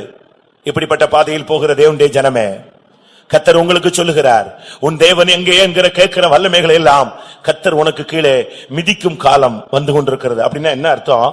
உன் தேவன் எங்கே என்று அவர் வெளிப்படுத்த போகிறார். உன் தேவன் ஜீவிக்கிறார் என்பதை வெளிப்படுத்த போகிறார். உன் தேவன் உனக்காக எழுந்தருளி கிரியை செய்கிறவர் என்பதை அவர் நிரூபிக்க போகிறார். உன் தேவன் அவர் பலமாய் ரூபிக்கப்பட்ட தேவகுமாரன் என்பதை வெளிப்படுத்த போகிறார். உன் தேவன் உன் தரித்திரத்தை நீக்குகிறவர். உன் தேவன் உன்னை ஐஸ்வர்யவானாய் மாற்றுகிறவர். உன் தேவன் உன்னை சுகமாக்குகிறவர். உன் தேவன் உன் வியாதியை போக்குகிறவர் என்பதை அவர் வெளிப்படுத்த போகிறார். அதை கேட்கும் பொழுது சத்துரு மிதிப்பட்டது போல மாறிவிடுவான். அதனால் தான் அதே மீகாவிலே சொல்லி இருக்கிறது, என் சத்துருவே எனக்கு விரோதமாய் மேன்மை பாராட்டாதே, எனக்கு விரோதமாய் சந்தோஷப்படாதே. நான் விழுந்தாலும் எழுந்திருப்பேன், நான் இருளில் உட்கார்ந்திருந்தாலும் கர்த்தர் எனக்கு வெளிச்சமாய் இருப்பார் என்று மீகா 7:8 சொல்லப்பட்டிருக்கிறது. பிரியமானவர்களே, நீங்கள் இந்த நாட்களிலே சொல்ல வேண்டியது, என் சத்துருவே எனக்கு விரோதமாய் பெருமை பாராட்டாதே, சந்தோஷப்படாதே. நான் இருளில் உட்கார்ந்திருந்தாலும் கர்த்தர் எனக்கு வெளிச்சமா இருக்கக்கூடிய காலங்கள் வந்து கொண்டிருக்கிறது. நான் விழுந்தாலும் நான் எழுந்திருக்கும் காலம் வந்துவிட்டது என்பதை நீங்கள் தைரியமாய் சொல்லுங்கள். உங்கள் சத்துருக்களை மிதிக்கும்படியாக கர்த்தர் உங்களுக்கு ஒரு அதிகாரத்தையும் கிருபையையும் கர்த்தர் உங்களுக்கு கொடுப்பார். உனக்குள்ள ஒரு நன்மை இருக்காது, உன்னிலிருந்து கர்த்தர் ஒண்ணுமே எதிர்பார்க்க முடியாது. ஆனாலும் உனக்கு விரோதமான சத்துருக்களை கர்த்தர் நிச்சயமாய் மிதிப்பார். இதுக்குரிய ஒரு வாக்குத்தத்தம் சகரியா 10ஆம் அதிகாரம் 4-5 வசனங்களை பார்க்கும் பொழுது, அவர்களில் இருந்து கோடிக்கல்லும் அவர்களில் இருந்து கூடாரமுளையும் அவர்களில் இருந்து யுத்த வில்லும் வரும். அவர்களில் இருந்து ஆளுகிற யாவரும் ஏகமாய் புறப்படுவார்கள். அவர்கள் யுத்தத்திலே தங்கள் சத்துருக்களை வீதிகளின் சேற்றில் மிதிக்கிற பராக்கிரமசாலிகளைப் போல இருந்து கர்த்தருடைய பரிசுத்த நாமத்துக்கு மகிமை உண்டாவதாக. வேதம் சொல்லுகிறது, அவர்களில் இருந்து கோடிக்கல், அவர்களில் இருந்து கூடாரமுளை, அவர்களில் இருந்து யுத்தவில், அவர்களிலிருந்து ஆளுகிறவர்கள் புறப்படுவார்கள். அப்படின்னா என்ன அர்த்தம் பிரியமானவர்களே? ஒன்றுமே இல்லாம புறக்கணிக்கப்பட்டு இனிமே யூஸ்லெஸ், சபைக்கு பிரயோஜனம் இல்ல, ஊழியத்துல பிரயோஜனம் இல்ல, குடும்பத்துக்கு பிரயோஜனம் இல்ல, அபிஷேகம் இழந்து தோல்வியை சந்தித்து உன்னை ஒன்றுமில்லாமல் ஆக்கின ஒரு நிலவரத்துக்கு சத்துரு கொண்டு வந்து விட்டான். இனிமேல் உனக்குள்ள ஒரு நன்மையும் இல்ல, உனக்குள்ள வேற இதுமே ஒண்ணுமே பேசுறதுக்கோ செயல்படுகிறதுக்கோ ஒன்றுமே இல்ல. அவ்வளவு நிர்பந்தமான நிலவரத்தில் இருக்கிற ஒரு நெருக்கத்தில் நீ போய்கொண்டிருந்தாலும் கர்த்தர் சொல்லுகிறார், உன்னிலிருந்து நான் கோடிக்கல்லை கொண்டு வருவேன், உனக்குள்ளிருந்து மறுபடியும் ஆளுகிற சக்தியை உனக்கு வெளியே கொண்டு வருவேன். ஒருவேளை நீங்க உங்களை தாழ்த்தி இருக்கலாம், ஒருவேளை உங்களை நீங்களே நொந்து போயிருக்கலாம். நமக்கு ஒண்ணுமே இல்ல, உலகத்திலயும் நமக்கு ஒண்ணு இல்ல, சபையிலயும் ஒண்ணும் இல்ல, ஊழியத்திலயும் ஒண்ணும் இல்ல, கிருபை இல்ல, தெய்வீகம் இல்ல, நஷ்டப்பட்டு போயிருச்சு, எல்லாம் கெட்டு போயிருச்சு. இவ்வளவு ஒரு நெருக்கமான பாதையில போய்கிட்டு இருக்கிறோம். இனி நம்ம இருக்கணுமா? இனிமேல் நம்ம வைத்து கர்த்தர் என்ன செய்ய முடியும்? ஒண்ணுமே செய்ய முடியாதே. இப்படிலாம் நீங்க எண்ணிக்கொண்டிருக்கலாம். நீங்கள் வேதத்துல படித்து பாருங்க, செத்து பள்ளத்தாக்களை தூக்கி போடப்பட்டு மாம்சம் எல்லாம் அழுகி எல்லாம் கழுகு நரிகள் சாப்பிட்டு ஒண்ணுமே மாம்சம் அந்த ஒண்ணுமே இல்லாம வெறும் எலும்பு கூடுகளாக போன ஒரு பள்ளத்தாக்குல அப்படி எலும்பு கூடுகள் நிறைந்து கிடந்த ஒண்ணுமே கிடையாது, வெறும் எலும்பு தான். தலையோடு அங்க கிடக்கும், அங்க ஒரு கை கிடக்கும், இங்க ஒரு கை கிடக்கும், அங்க முழங்கை கிடக்கும், அங்க மூட்டு கிடக்கும், அங்க கால் கிடக்கும். இப்படி கிடந்த எலும்புகள் சிதறி கிடந்த ஒரு பெரிய பள்ளத்தாக்கிலே ஒரு மனிதனை கொண்டு போய் ஆவியானவர் விட்டார். அவன்கிட்ட பேச ஆரம்பித்து, நீ இந்த எலும்புகளை பார்த்து தீர்க்கதரிசனம் சொல்லணும். இவ்வளவு பேர் உயிரோட இருக்கும்போது தீர்க்கதரிசனம் சொன்னாலே கம்முன்னு உட்கார்ந்து இருக்கிறான். இவ்வளவு பேர் உட்கார்ந்து இருக்கிற இடத்துல எல்லாம் உயிரோட தான் இருக்கும், நல்ல உயிரோட இருக்கும். டெஸ்ட் பண்ணா எல்லாருக்குமே நல்ல சுகம், தேகம், ஆரோக்கியம். இங்க ஒரு தீர்க்கதரிசனம் வந்தாலே ஜனம் அசையல, அப்படியே எங்கேயோ உட்கார்ந்த மாதிரி இருக்கு. ஆனா இவனை கொண்டு போய் எலும்புகள் உள்ள பள்ளத்தாக்குல கொண்டு போய் தீர்க்கதரிசனம் சொல்லுங்க, இது உயிரடையுமா? அவன் பார்த்தான், இது வித்தியாசமான ஒரு கோணத்துல நம்மளை கொண்டு வந்து நிப்பாட்டிட்டாருன்னு சொல்லிட்டு, இந்த பைபிள்ல பிரச்சனையான நேரத்துல எல்லாம் அவங்க யூஸ் பண்ற வார்த்தை என்ன தெரியுமா? அதை நீரே அறிவீர் அப்படிமா. பேதுருவை கேட்ட உடனே, நீ என்னை நேசிக்கிறாயா? அதை நீர் அறிவீர். என தெரியும், மறுதளிச்சதும் தெரியும். இப்ப போய் ஆமான்னு எப்படி சொல்றது? ஆமாண்டவரேன்னு சொல்லிட்டு அது நீர் அறிவீர்னு சொன்னான். அதே போல எலும்புகள் உள்ள பள்ளத்தாக்குல நிப்பாட்டிட்டு இவைகள் உயிரடையுமா? உடனே அவன் சொல்றான், ஆண்டவரே அது நீர் தான், உமக்கு தான் தெரியும் உயிரடையுமா என்னன்னு. சரி, அப்ப நீ தீர்க்கதரிசனம் சொல்லுங்க. தீர்க்கதரிசனம் சொல்லிட்டான். தீர்க்கதரிசனம் சொல்லி முடியும் போது ஒரு பெரிய காற்று, ஒரு பெரிய இரைச்சல். கொஞ்ச நேரத்துல பாத்தீங்கன்னு சொன்னா இந்த எலும்புகள் எல்லாம் அந்தந்த காலு கையோட போய் டக்கு டக்கு டக்குன்னு சேர்ந்துருச்சு. கொஞ்ச நேரத்துல பாத்தீங்கன்னா அடுத்து நரம்புகள் எல்லாம் வந்து பின்னி கொண்டது. அதுக்கு அடுத்து கொஞ்ச நேரத்துல பாத்தீங்கன்னா சதைகள் உண்டாயிருச்சு. அதுக்கு பிறகு பாத்தீங்கன்னா ஜீவ சுவாசம் உள்ள வந்தது. எல்லாம் எலும்பி உயிரோட நின்னுட்டான். இதுல இருந்து என்ன விளங்கி கொள்கிறோம்? ஒண்ணுமே இல்லாவிட்டாலும் தேவனுக்கு உருவாக்கும் சக்தி ஒன்று, சிருஷ்டிப்பின் சக்தி அவரிடத்தில் இருக்கிறது. ஒருவேளை இந்த காலை வேளையில நீங்க 0 பாயிண்ட்ல இருக்கலாம், ஒண்ணுமே இல்ல, கிருபை போயிருச்சு, அபிஷேகம் போயிருச்சு, ஜீவன் போயிருச்சு, எல்லாமே நஷ்டப்பட்டுருச்சுன்னு. ஆனா உருவாக்குகிறவருடைய கையில் நீ ஒப்பு கொடுத்தால், சிருஷ்டிகருடைய கையில் உன்னை ஒப்பு கொடுத்தால், உனக்குள்ள இருந்து ஆளுகையின் சக்தியை கர்த்தர் வெளியே கொண்டு வருவார். உனக்குள்ள இருந்து ஒரு கோடிக்கல்லை கொண்டு வருவார். உனக்குள்ள இருந்து ஒரு ஜீவனுள்ள ஒரு கல்லாய் உன்னை மாற்றுவார். உனக்கு முன்பாக அந்த வல்லமைகளை மிதிக்க கூடியவனாய் கர்த்தர் உன்னை மாற்ற முடியும். கர்த்தருடைய பரிசுத்த நாமத்துக்கு மகிமை உண்டாவதாக. யோசுவாவின் புஸ்தகம் 10ஆம் அதிகாரம் 24-25 பார்க்கும் பொழுது, யோசுவா 5 ராஜாக்களை அவன் ஜெயிக்க சூழ்நிலை உண்டாகிறது. 5 ராஜாக்கள் தேவனுடைய ஜனங்களுக்கு விரோதமாக கூடிக்கொண்டு அவங்க எல்லாரும் ஆள் அனுப்பி ஒன்று செட் பண்ணி கொண்டு 5 ராஜாக்கள் புறப்பட்டு வந்து தேவனுடைய ஜனங்களுக்கு எதிராக பாளையம் இறங்கினார்கள். யோசுவா அந்த 5 ராஜாக்களையும் முறி அடித்தான். முறி அடிச்சா அவங்க ஓடி போய் ஒரு கெபில ஒளிஞ்சிட்டாங்க. இந்த 5 ராஜாக்களையும் கெபில இருந்து வெளியே கொண்டு வந்து 5 ராஜாக்களையும் வரிசையா படுக்க வச்சு யோசுவா 10:24 அவர்கள் யோசுவாவின் இடத்துக்கு கொண்டு வந்த போது யோசுவா இஸ்ரவேல் மனுஷரை எல்லாம் அழைப்பித்து தன்னோடு கூட வந்த யுத்த மனுஷரின் அதிபதிகளை நோக்கி, நீங்கள் கிட்ட வந்து உங்கள் கால்களை இந்த ராஜாக்களுடைய கழுத்துகளின் மேல் வையுங்கள் என்றான். அவர்கள் கிட்ட வந்து எல்லா யுத்த அதிபதிகளும் மொத்தமா ஆயிரக்கணக்கான யுத்த அதிபதிகள் வந்து வரிசையா கிடந்த 5 ராஜாக்கள் கழுத்துல தலைய கால வச்சாங்க, மிதிச்சாங்க. இது எதை காண்பிக்கிறது? பிரியமானவர்களே, ஒரு மனிதனுக்கு விரோதமாய் அவனுடைய சரீரத்திலேயே 5 புலன்கள் வேலை செய்யும். 5 சென்சஸ். இந்த 5 புலன்கள் பயங்கரமா வேலை செய்யுது. இந்த 5 புலன்களை அடக்கிட்டான்னா அவன் பரிசுத்தவான். மெய், வாய், கண், மூக்கு, செவி. இங்க இருக்கிறீங்க, இந்த நினைவுகள் எங்க போய்கிட்டு இருக்குன்னு தெரியாது. இப்ப அது தமிழ்ல சொல்லுவான் இல்லையா, அடிக்கடி சொல்லுவேன், மனம் ஒரு குரங்கு. மனம் ஒரு குரங்கு. இங்க இருக்கும், வீட்டுக்கு போயிடும். ஒரே தாவல வீட்டுக்கு போயிட்டு கம்பெனி போயிட்டு ஃபாரின் போயிட்டு திருப்பி வந்து அமைதியா உட்கார்ந்து அலையிலையா சொல்லும். அது ஒரு குரங்கு. அதனாலதான் இன்னைக்கு நம்ம சிலர்லாம் கட்டுப்பாடு இல்லாம போய்கிட்டு இருக்கிறாங்க. இதை கட்டுப்படுத்துறதுதான் பரிசுத்த ஆவி. உன்னுடைய 5 புலன்களை நீ கட்டுப்படுத்தி விட்டால் நீ ஒரு ஜெயவான ஒரு பரிசுத்தவான். யோசுவா இந்த 5 ராஜாக்களை விரட்டினான். அவர்களை ஒரு கெபில வைத்து பிடித்தான். மெக்கதா என்கிற ஒரு கெபில அவங்க போய் ஒளிஞ்சாங்க. யோசுவா 10:17 5 ராஜாக்களும் மக்கதாவில் இருக்கிற ஒரு கெபியில் ஒளிந்திருந்து அகப்பட்டார்கள் என்று யோசுவாவுக்கு அறிவிக்கப்பட்டது. இந்த 5 புலன்களை அடக்குவது எப்படி? 5 புலன்கள் பிடிபடக்கூடிய இடம் எது? நீங்க பைபிள்ல படிச்சு பாத்தீங்க, டிக்ஷனரியில பாத்தீங்கன்னா மக்கதா அப்படின்னு சொன்னா மந்தை மடங்கும் இடம், மந்தை மடக்கும் இடம், அதுதான் சபை. இந்த 5 புலன்களை நீங்க அழிக்கணும், கழுத்துல கை வைக்கணும், கால் வைக்கணும், அவைகளை மிதிக்கணும் நீங்க முயற்சி எடுத்தீங்கன்னா 5 புலன்களை அடக்கி உன்னுடைய கண்ணு, மெய்னா சரீரம், கண்ணு, மூக்கு, செவி, வாய், இந்த 5ஐயும் நீ கண்ட்ரோல் பண்ணணும்னு நீங்க நினைச்சீங்கன்னா சபையில இருந்தாதான் இந்த வல்லமைகள் உன் காலுக்கு கீழே வரும். சபை ஐக்கியம், ஒரு ஆராதனை, ஒரு பரிசுத்தவான்களுடைய ஐக்கியம், இந்த உபதேசம், இந்த சத்தியம், இந்த அபிஷேகம் இதுல வரும்பொழுதுதான் ஆவியினால இந்த சரீரத்தின் செய்கைகளை நீங்கள் என்ன செய்யலாம்? அழிக்கலாம், மிதிக்கலாம். மக்கதா அப்படின்னு சொன்னா மந்தை மடக்கும் இடம். இது ஒரு சிலருக்கு தெரியாது.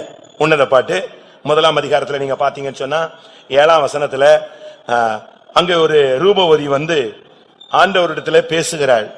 அவளுக்கு ஒரு சின்ன டவுட். ஏனண்டா அவ ஒரு அருமையான ரூபவதி, இல்லாவிட்டா மனவாட்டியாய் மாற வேண்டியவள். அவள் இருக்கிற இடம் வேற.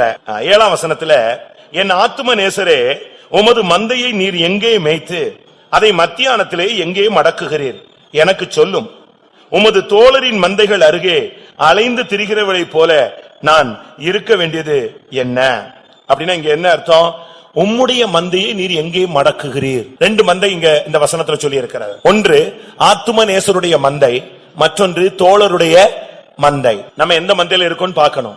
சபைகள் பல வகைப்படும். ஒன்று ஆத்துமநேசருடைய சபை, மந்தை மடங்கும் இடம். அவங்க அந்த பெண் வந்து கேட்கிறா, உம்முடைய மந்தையை நீர் எங்கே மடக்குகிறீர்? அது எனக்கு சொல்லும். நான் உண்மையான சபை தெரியாம நான் தோழரின் மந்தையில அலைந்து திரிய வேண்டியது என்ன? அங்கே போய் நான் இருந்து ஆராதிக்க வேண்டியது என்ன அப்படின்னு அவர் கேள்வி கேட்கும் போது அவர் சொல்றாரு, அதை நீ அறியாயாகில் மந்தையின் காலடிகளை பின்பற்றி போய் மேய்ப்பர்களுடைய அந்த கூடாரங்கள் அண்டையில் உன் ஆட்டுக்குட்டிகளை மேய விடு. சரியான மந்தையை பார்த்து நீங்க அந்த மந்தையில வந்து சேர்ந்தீங்கன்னா உங்களுக்கு 5 புலன்களை அடக்கக்கூடிய கிருபை, சக்தி, இந்த சத்திய உபதேசத்தின் மூலமாய், இந்த அபிஷேகத்தின் மூலமாய் உங்களுக்கு கிடைக்கும். உங்களுடைய 5 புலன்களையும் அபிஷேகத்தில் நீங்க அடக்கி ஆண்டு நீங்கள் எண்ணங்களையும் சிந்தைகளையும் சிறைப்பிடிக்கிறவர்களாய் காணப்பட்டு ஜெயாளிகளாய் மாறுவீர். இதுதான் அங்க நடந்த சம்பவம். இந்த 5 ராஜாக்களையும் அதனாலதான் வேதம் சொல்லுகிறது, இந்த 5 உங்களுக்கு பயங்கர போராட்டத்தை உண்டு பண்ணும். இந்த கண்ணு இருக்கே சும்மா இருக்காது, இந்த வாய் இருக்கே சும்மா இருக்காது, இந்த செவி இருக்கே சும்மா இருக்காது, இந்த மூக்கும் சும்மா இருக்காது, இந்த சரீரமும் சும்மா இருக்காது. இங்க உட்கார்ந்தா கூட ஏதாவது ஸ்மெல் அடிச்சு அப்படியே எடுத்துக்கிட்டே இருப்பான், திரும்பி பாப்பான், யாரோ சென்ட் போட்டு வந்துட்டான் போல் இருக்கு அப்படிமா. பக்கத்து வீட்டுல என்ன இருந்தாலும் இந்த மூக்கு இழுத்துரும். அடுத்து வாய் சும்மா இருக்காது. 1 மணி நேரம் நீ பேசாம இருந்தா நம்ம ஆளுங்களுக்கு அவார்டு கொடுத்தா அவ்வளவு பேரும் தோத்துருவான். ஏன்னா அவனுக்கு பேசாம இருக்க முடியாது. தூக்கத்திலே பேசிட்டு இருக்கான, அவன் எப்படி சும்மா இருக்கும்போது பேசாம இருப்பான். அடுத்து கண்ணு, எல்லாரும் கண்களை மூடுவோம் அப்படின்னாலும் இவனுக்கு கண்ணுல ஜெயமே கிடையாது. இந்த 5 புலன்களை, இந்த சக்திகளை கீழ்ப்படுத்துறது தான் தெய்வீக வல்லம். அதனாலதான் சொல்லுகிறது நியாயாதிபதிகள் புஸ்தகம் 5ஆம் அதிகாரம் 21ல, என் ஆத்துமாவே நீ பலவான்களை மிதித்தாய். உன்னை கீழ்ப்படுத்துகிற சக்திகளை நீ கீழ்ப்படுத்தணும். அந்த வல்லமையை நீ ஜெயிக்க வேண்டும். ஒரு சிலர் சொல்றாங்க இந்த மார்க் ரொம்ப கஷ்டங்க, இந்த சத்தியம் ரொம்ப டஃப், இந்த உபதேசம் ரொம்ப டஃப். மத்த இடத்துல எல்லாம் பாருங்க ரொம்ப சிம்பிளா பேசுறாங்க, ரொம்ப ஹம்பிளா பேசுறாங்க. இங்க அதிகாரத்தோட பேசுறாங்க, ரொம்ப வித்தியாசமா பேசுறாங்க, வெட்டு ஒண்ணு துண்டு ரெண்டுன்னு பேசுறாங்க. நீ போக மாட்டேன்னு சொல்லிடுறாங்க பரலோகத்துக்கு. இப்படி எல்லாம் பேச முடியுமா? பேசலாம். போக முடியாதுங்கறத போக முடியாதுன்னு சொல்றது ஒண்ணும் தப்பே கிடையாது, அது ஒரு பாவமும் அல்ல. ஆனா இது ஒரு கடினமான உபதேசம்னு அநேகர் சொல்றாங்க, இப்படி வாழ முடியாதுன்னு அநேகர் சொல்றாங்க. யோவான் எழுதின சுவிசேஷம் 6ஆம் அதிகாரம் 60ஆம் வசனத்திலே அவருடைய சீசரில் அநேகர் இவைகளை கேட்டபோது இது கடினமான உபதேசம், இதை யார் கேட்பார்கள்? இயேசு இருக்கும் பொழுதே இந்த பேச்சு இருந்துச்சு. ஆனா பைபிள் சொல்லுது இந்த உபதேசத்துக்கு நீ கீழ்ப்படிஞ்சிட்டேன்னா எல்லா வல்லமையும் லேசா உன் கால்ல வந்து மிதிபடும். ரொம்ப சிம்பிள். அப்படித்தான் பைபிள் சொல்லுது. நியாயாதிபதிகள் 20ஆம் அதிகாரம் 43ஆம் வசனத்தை நீங்க பாத்தீங்கன்னா அங்கே வேதம் சொல்லுகிறது, அவர்களை லேசாய் அவர்கள் மிதித்து போட்டார்கள். சத்துருவை மிதிக்கிறது ரொம்ப கஷ்டம் இல்ல, நீ பயப்பட வேண்டிய அவசியமும் கிடையாது. வேதம் அழகாக சொல்லுகிறது, அவர்கள் சத்துருக்களை அவர்கள் லேசாய் இப்படியே பென்யமீனரை வளைந்து கொண்டு துரத்தி கிபியாவுக்கு கிழக்கு புறமாக வருமட்டும் அவர்களை லேசாய் மிதித்து போட்டார்கள். ரொம்ப சிம்பிளா கர்த்தர் ஜெயத்தை கொடுத்துட்டார். இதுதான் நீங்க பாருங்க, சில பிள்ளைகளுக்கு சில பேப்பர் ரொம்ப டஃபா இருக்கும், மண்டையில ஏறவே ஏறாது. படிச்சு முடிச்ச உடனே ஞாபக சக்தியில போயிடும், அது ஒண்ணுமே இருக்காது, ஒண்ணுமே படிக்காத மாதிரி இருக்கும். ஆனா ரொம்ப ஜெபிச்சு பயந்து நொறுங்கி எல்லாத்தையும் ஊரெல்லாம் ஜெபிக்க சொல்லிட்டு போவாங்க. எல்லா ஜெபத்துக்கும் பிறகு போனா அங்க எப்படி இருக்கும்? பேப்பரு ரொம்ப ஈஸியா இருக்கும். அது தேவன் செய்யற ஒரு உதவி, ரொம்ப ஈஸியா இருக்கும். அதனாலதான் இங்க பைபிள்ல சொல்லி இருக்கிறது, அவர்கள் பென்யமீனரை துரத்தி லேசாய் மிதித்து போட்டார்கள். ரொம்ப சிம்பிளா ஜெயிச்சிட்டாங்க. நீங்க மந்தை மடக்கும் இடமாகிய மக்கதாவைக்குள்ள நீங்க வந்துட்டீங்கன்னா இந்த ஐம்புலன்களை ஐம்பொறிகளை நீ கட்டுப்படுத்தலாம். கர்த்தர் உனக்கு ஒரு அபிஷேகத்தை கொடுத்து இந்த 5 வல்லமைகளையும் உனக்கு கீழே கொண்டு வருகிறார். அடுத்ததாக நீதிமொழிகள் 27:7. நீதிமொழிகள் 27:7 வாசிக்க முடிந்தால். திருப்தி அடைந்தவன் தேன் கூட்டையும் மிதிப்பான், பசியுள்ளனுக்கோ கசப்பான பதார்த்தங்களும் தித்திப்பாய் இருக்கும். திருப்தி அடைந்தவன் தேன் கூட்டை மிதிப்பான். இதுக்குள்ள ஒரு சத்தியம் மறைந்து, திருப்தி அடைந்தவன் இந்த உலக வாழ்க்கையில இந்த மார்க்கத்துல வந்த உடனேயே நமக்கு ஒரு திருப்தி உண்டாயிடும். இன்னும் உலகம் இருக்கு, அதை அனுபவிக்கணும், அதை தெரிஞ்சுக்கணும், இதை தெரிஞ்சுக்கணும், அதை அனுபவிக்கணும், இதை வைக்கணும், இதை சேர்க்கணும், அதை சேர்க்கணும். இந்த தன்மை நமக்குள்ள வரக்கூடாது. எப்ப நம்ம பைபிளை தூக்கிட்டோமோ அன்னைக்கு உனக்கு ஒரு கான்செப்ட் இருக்கணும், போதும் என்கிற மனதுடனே கூடிய தேவ பக்தி நமக்கு மிகுந்த ஆதாயம். அது வரைக்கும் கிடைச்சது. இந்த மன்னா பொழியப்பட்ட உடனே இந்த ஜனங்கள் ஃபர்ஸ்ட் நாள்லாம் ஓடி போய் மொத்தமாலிட்டு வந்துட்டாங்க. ஆனா என்ன நடந்துச்சு தெரியுமா? அவங்க சாப்பிட்டு போக மிச்சதெல்லாம் என்ன ஆகி போச்சு? எல்லாம் பூசணம் முத்து போச்சு. நீங்க எவ்வளவுதான் சேர்த்து வச்சாலும் இன்னைக்கு சேர்த்துட்டீங்கன்னா நீ ஒன்னும் கொண்டு வந்ததில்ல, கொண்டும் போறதில்ல. ஒரு பிள்ளை கூட நீ போறதுக்குள்ள அடிச்சுக்குவானே தவிர உன் அடக்காரனை கூட கண்டுக்க மாட்டான். அந்த சொத்தை பிரிக்கிறதுக்கு தான் அவங்க ரொம்ப தீவிரமா இருப்பாங்க. எது எது எது எது உயிரோட இருக்கும் போதே அடிச்சுக்கிறான், இனி செத்துட்ட பிறகு சும்மா இருப்பானா? யோசிச்சு பாருங்க.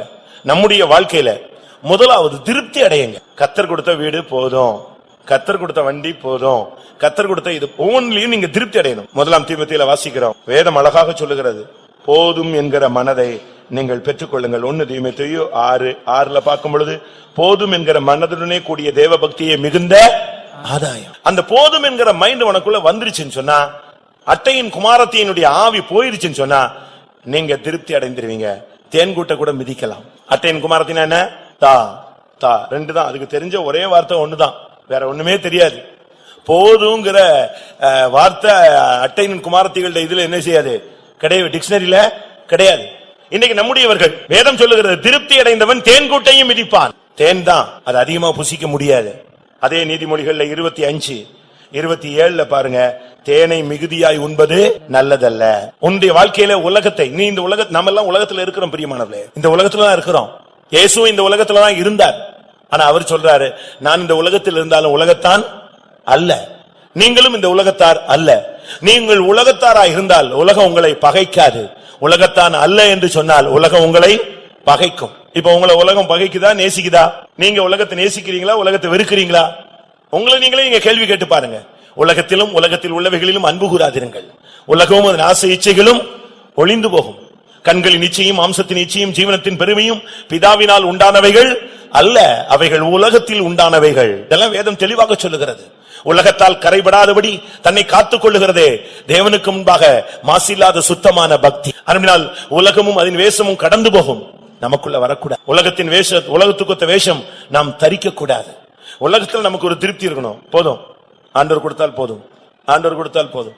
நீங்க போய் கடனை வாங்கி வட்டிக்கு வாங்கி இன்ஸ்டால்மெண்ட்ல வாங்கி லோனை கட்டி போட்டு ரோட்ல படாத பாடு படாதீங்க. போதும் என்கிற மனதுடனே கூடிய தேவ பக்தியே உங்களுக்கு மிகுந்த ஆதாயம். திருப்தி அடைங்க. கர்த்தர் கொடுத்ததுல திருப்தி அடைங்க. நீங்க தேனை மிகுதியாய் உலகத்தை மிகுதியாய் உண்பது நல்லதல்ல. அதுக்கு பிறகு சித்தப்பிரம பிடிச்ச மாதிரி உட்கார்ந்துருப்பீங்க. தேனை நீங்க பாட்டு குடிச்சிருங்க, ஒரு லிமிட்டுக்கு பிறகு எப்படி இருக்கும்? அது மயக்கம் மாதிரியும் தெரியாது, எப்படி இருக்குன்னே தெரியாது. அவ்வளவுதான். பிரதர்னா கூட உனக்கு தெளிவு, நீ முழிச்சுதான் இருப்ப, ஆனா தெளிவே இருக்கு. உலகத்துல நீங்க சிக்கிட்டீங்க, நீங்க சித்தப்பிரமை பிடித்த மாதிரிதான், பைத்தியம் மாதிரி ஆயிடும். உலகம் உலகம் உலகம் உலகம். ஏனென்றால் கண்கள் காண்கிறதுனால் திருப்தி ஆகிறது இல்லை, செவிகள் கேட்கிறதுனால் திருப்தி அடைகிறதும் இல்லை. அதுக்கெல்லாம் கொடுத்துக்கிட்டே இருக்கணும், பாத்துக்கிட்டே இருக்கலாம். எத்தனை மணி நேரம் உட்கார்ந்தாலும் அதை ரசிச்சு ரசிச்சு பாப்பாங்க. ஆனால் உலக காரியங்கள்ல போதும். கர்த்தர் உனக்கு என்ன கொடுக்கிறாரோ அது போதுமானது. நீ இந்த உலகத்தில் இருந்தாலும் உலகத்தான் அல்லது போல நீங்கள் ஏதோ புசிப்புக்கு ஒரு ஆகாரம் தேவை, தங்குவதற்கு ஒரு இடம் தேவை, மரியாதைக்கு மானத்தை காப்புறதுக்கு ஒரு Dress தேவை. இப்படி நம்முடைய வாழ்க்கையில ஒரு திருப்தியில இருந்தா நம்ம போயிட்டே இருக்கலாம். இல்லாவிட்டால் நாம் இந்த உலகத்துக்காக அலைந்து திரிந்து ஓடி உலகத்தின் மகிமையை தேடி நம்முடைய மேன்மையெல்லாம் நாம் இழந்து விடுவோம். இருக்கிறது போதும், கர்த்தர் கொடுத்தால் போதும். கர்த்தர் கொடுக்கணும்னா கொடுப்பார். தமிழ்ல சொல்லுவாங்க, கொடுக்கிற தெய்வம் கூரையை பிச்சுட்டு கொடுப்பார். உனக்கு கொடுக்கணும்னு அவர் திட்டம் போட்டார்னா அது எந்த ஒரு மனுஷனும் என்ன செய்ய முடியாது. தேவன் நினைத்தது தடைபடாது. அவர் செய்ய நினைத்தது நிச்சயமா செய்வார். உன்னை ஆசீர்வதிக்கணும், உன்னை உயர்த்தணும் அப்படின்னு அவர் பிளான்ல இருந்துச்சுன்னா அந்தந்த நேரத்துல கரெக்டா கொண்டு போவார். நீ சும்மா இருந்தா போதுமானது, நீ மௌனமா இருந்தால் போதுமானது. வனாந்தரத்துல ஆடு மேய்ச்சிக்கிட்டு இருந்தவனை ராஜாவா தேவனுக்கு மாத்த முடியும்னா, அடிமையானவனை ராஜாவாக தேசத்துல 3வது அதிகாரியாக மாற்ற முடியுமானால், சிறைச்சாலையில் கிடந்த யோசேப்பை சிங்காசனத்துக்கு தேவனுக்கு கொண்டு வர முடியுமானால், வாயில் காப்பாளனை வாயில் காக்கிறவனை ராஜ்யத்துல 2வது ஸ்தானத்துக்கு தேவனுக்கு கொண்டு வர முடியும்னா, உன்னையும் அவருக்கு உயர்த்த முடியும், கொண்டு வர முடியும், ஐஸ்வர்யனாய் மாற்ற முடியும், உன் தலையை உயர்த்தவும் தேவனுக்கு முடியும். அப்படினால திருப்தி அடைந்து உலகத்தை மிதிங்க. உலக ஆடம்பரங்களை தூக்கி தலையில வச்சுக்காதீங்க. Dressல ஆடம்பரத்தை கொண்டு வராதீங்க, அழகுபடுத்தாதீங்க, மேன்மைப்படுத்த வேண்டாம். அழகும் வீண், சௌந்தரியம் வஞ்சனை உள்ளது. நீங்க இந்த உலகத்தில் உள்ள எந்த காரியத்தையும் நீங்க உங்களுக்குள்ள வைத்துக் கொள்ள வேண்டியது அவசியம் இல்ல. உலக காரியங்கள்ல கர்த்தர் கொடுத்தது போதும் என்கிற ஒரு திருப்தி தன்மைக்கு நீங்கள் வாருங்கள். சங்கீதம் 91:13, 91ஆம் சங்கீதம் 13ஆம் வசனம். சிங்கத்தின் மேலும் விரியன் பாம்பின் மேலும் நீ நடந்து பாலசிங்கத்தையும் வலுசர்ப்பத்தையும் மிதித்து போடுவாய். அடுத்து லூக்கா எழுதின சுவிசேஷம் 10ஆம் அதிகாரம் 19ஆம் வசனம். லூக்கா 10ஆம் அதிகாரம் 19ஆம் வசனம். இதோ சர்ப்பங்களையும் தேள்களையும் மிதிக்கவும் சத்துருனுடைய சகல வல்லமையும் மேற்கொள்ளவும் உங்களுக்கு அதிகாரம் கொடுக்கிறேன், ஒன்றும் உங்களை சேதப்படுத்த மாட்டாது. இங்கே சர்ப்பம், சிங்கம், தேள் என்ற 3 சக்திகளை சொல்லி இருக்கிறார். பழைய ஏற்பாட்டிலும் சரி புதிய ஏற்பாட்டிலும் சரி, மிதிப்பது என்பது நம்மளுக்கு தேவன் கொடுத்த வாக்கு தத்தம். சர்ப்பங்களையும் தேள்களையும் மிதிப்பீர்கள், சிங்கத்தையும் வலு சர்ப்பத்தையும் நீ மிதித்து போடுவாய். இது பழைய ஏற்பாட்டில் சொல்லப்பட்டது. அடுத்து புதிய ஏற்பாட்டில் சர்ப்பங்களையும் தேள்களையும் மிதிக்க நான் உங்களுக்கு அதிகாரம் கொடுக்கிறேன், ஒன்று உங்களை சேதப்படுத்த மாட்டாது. இன்னைக்கு எத்தனை பேர் தைரியமாய் நீங்கள் சத்ருவின் வல்லமைகளை மிதிக்க போறீங்க, அதை கொல்ல போறீங்க? இன்னைக்கு நம்மில ஒரு சிலர்லாம் அபிஷேகம் பெற்றோம், வல்லமை பெற்றோம், ரொம்ப கேர்லெஸ்ஸா இருந்து சத்ருவை ஜெயிக்கிறதுக்கு அப்படியே தடுமாறுறாங்க. கர்த்தர் கொண்டு வந்து நம்ம முன்னால அவன் தலையை நசுக்கி நமக்கு முன்னால போட்டா கூட நம்மில் அநேகருக்கு தைரியம் வரல. பிசாசு துரத்துறாங்கன்னா ஓடி போயிடுறான், பாதி பேர் ஓடிடுறான். அப்படி இருக்க கூடாது. வியாதியை கண்டு பயப்படக்கூடாது, மரணத்தை கண்டு பயப்படக்கூடாது.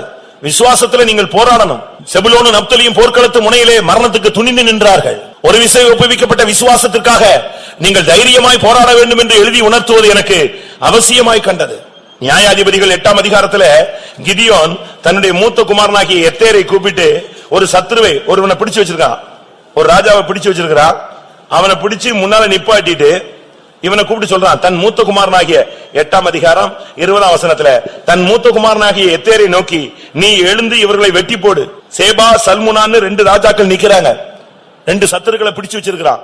பிடிச்சிட்டு கிதியோன் சொல்றான், தன்னுடைய பையனை கூப்பிட்டு மூத்த குமாரனை கூப்பிட்டு சொல்றான், வெட்டு 2 பேரையும். அவன் நான் வெட்டணுமா? நான் வெட்ட மாட்டேன். இதுதான் பாதி பேரு பைபிளை கையில வச்சுக்கிட்டு பைபிளுக்கு ஏற்ற ஒரு அதிகாரமும் வல்லமை இல்லாம ஜீவிக்கிற ஒரு வாழ்க்கை. எத்தேரை கூப்பிட்டு சொல்றான், நீ எழுந்து இவனை வெட்டு, இவர்களை வெட்டி போடுன்னு. அவன் பயந்து தன் பட்டயத்தை உருவாதிருந்தான். அப்ப சத்துருக்களை சொல்றாங்க, மனுஷன் எப்படியோ அவன் பலன் அவ்வளவுதான் இருக்கும், நீங்களே எங்களை வெட்டி கொண்டுருங்க. எப்படி இருக்கும் பாத்தீங்களா? சத்துரு சொல்றான், நீங்களே வெட்டிருங்க, நாங்க உங்க கையிலே சாகுறோம். அவன் ஒரு பயந்தாங்குழி, அவன் கையில சாகுறதுக்கு எங்களுக்கு விருப்பம் இல்லை. ஏன்னா அவன் ஒரு கிதியோனுக்கு பையனா இருக்கிறான், ஒரு விசுவாசிக்கு பையனா இருக்கிறான், விசுவாசியா இல்ல. விசுவாசிக்கு பிள்ளையா இருக்கிறான், பரிசுத்தவானா இல்ல. விசுவாசிக்கு பிள்ளையா இருக்கிறான், தெய்வீகம் இல்ல. பாஸ்டர் ஜோயல் அவர்கள் அடிக்கடி கேட்பார்கள், உனக்கு பின்பு உன்னுடைய சந்ததி இந்த விசுவாசத்தில் நிற்குமான்னு. அவர் கேட்ட நேரத்துல பாதி விசுவாசிகள் கையை உயர்த்தல. ஏன்னா அவங்க பிள்ளைங்க அவங்க கண்ட்ரோல்ல இல்ல. எத்தேரை கூப்பிட்டு கிதியோன் சொல்றான், வெட்டு, நான் 2 சத்துருக்களை பிடிச்சு வச்சிருக்கிறேன், வெட்டுன்னு சொல்றான். அவன் பயந்து பட்டயத்தை உருவால, பட்டயத்தை திருப்பி இடுப்புல தொங்க விட்டுக்கிட்டு அழகுக்காக வச்சிருக்கிற. அபிஷேகம் எதுக்காக கொடுக்கப்பட்டிருக்கிறது? அதிகாரம் எதற்காக கொடுக்கப்பட்டிருக்கிறது? வேதம் எதற்காக உன் கையில கொடுக்கப்பட்டிருக்கிறது? வாக்குத்தத்தம் எதற்காக உனக்கு கொடுக்கப்பட்டது? உனக்குள்ள இருக்கிற அபிஷேகத்தை எடுத்து சிங்கத்தை மிதி, வலுசற்பத்தை மிதிப்பாயாக, தேள்களை மிதிப்பாயாக. தேள்கள்னு சொன்னா வேதனை. வெளிப்படுத்தல் 9:5 பார்த்தா தேள்கள் கொட்டும் வேதனைன்னு சொல்லியிருக்கு. பயங்கரமான வேதனை. இந்த விசுவாச மார்க்கத்துல வரும் பொழுது பல வேதனையின் போராட்டங்கள் உண்டு. நீ அதை மிதிக்கணும், வல்லமைகளை நீ மிதிக்க வேண்டியது. வேதனைகளை ஜெயிக்கணும், சகிக்கணும். இந்த வல்லமைகள் எல்லாம் மிதிக்கிறதா நம்முடைய ஊழி. சர்ப்பம் இல்லாவிட்டால் சிங்கம், எதுனாலும் வரட்டுமே பிரியமானவர்களே. செய்வனையானாலும் பிசாசானாலும் சர்ப்பமானாலும் எதுவா இருந்தாலும் சரி, இயேசுவின் நாமத்துல அந்த வல்லமையை மிதிக்கணும். முன்னாலேயே அது துண்டாடப்படணும். அப்பமே அது அக்கினியில சுட்டெரிச்சு சாம்பலா போகணும். இன்றைக்கு கர்த்தர் உனக்கு ஒரு அதிகாரத்தை கொடுக்கிறார். சிங்கத்தின் மேலே நடக்க, வலு சர்ப்பத்தை மிதிக்க, பாலசிங்கத்தை மிதிக்க, எல்லா அந்தகார வல்லமைகளையும் மிதிக்க கர்த்தர் உனக்கு ஒரு அதிகாரத்தை கொடுக்கிறார். கடைசியாக 2 ராஜாக்கள் 9 அதிகாரம், 2 ராஜாக்கள் 9 அதிகாரம் 33 வசனம். அப்பொழுது அவன் அவளை கீழே தள்ளுங்கள் என்றான்.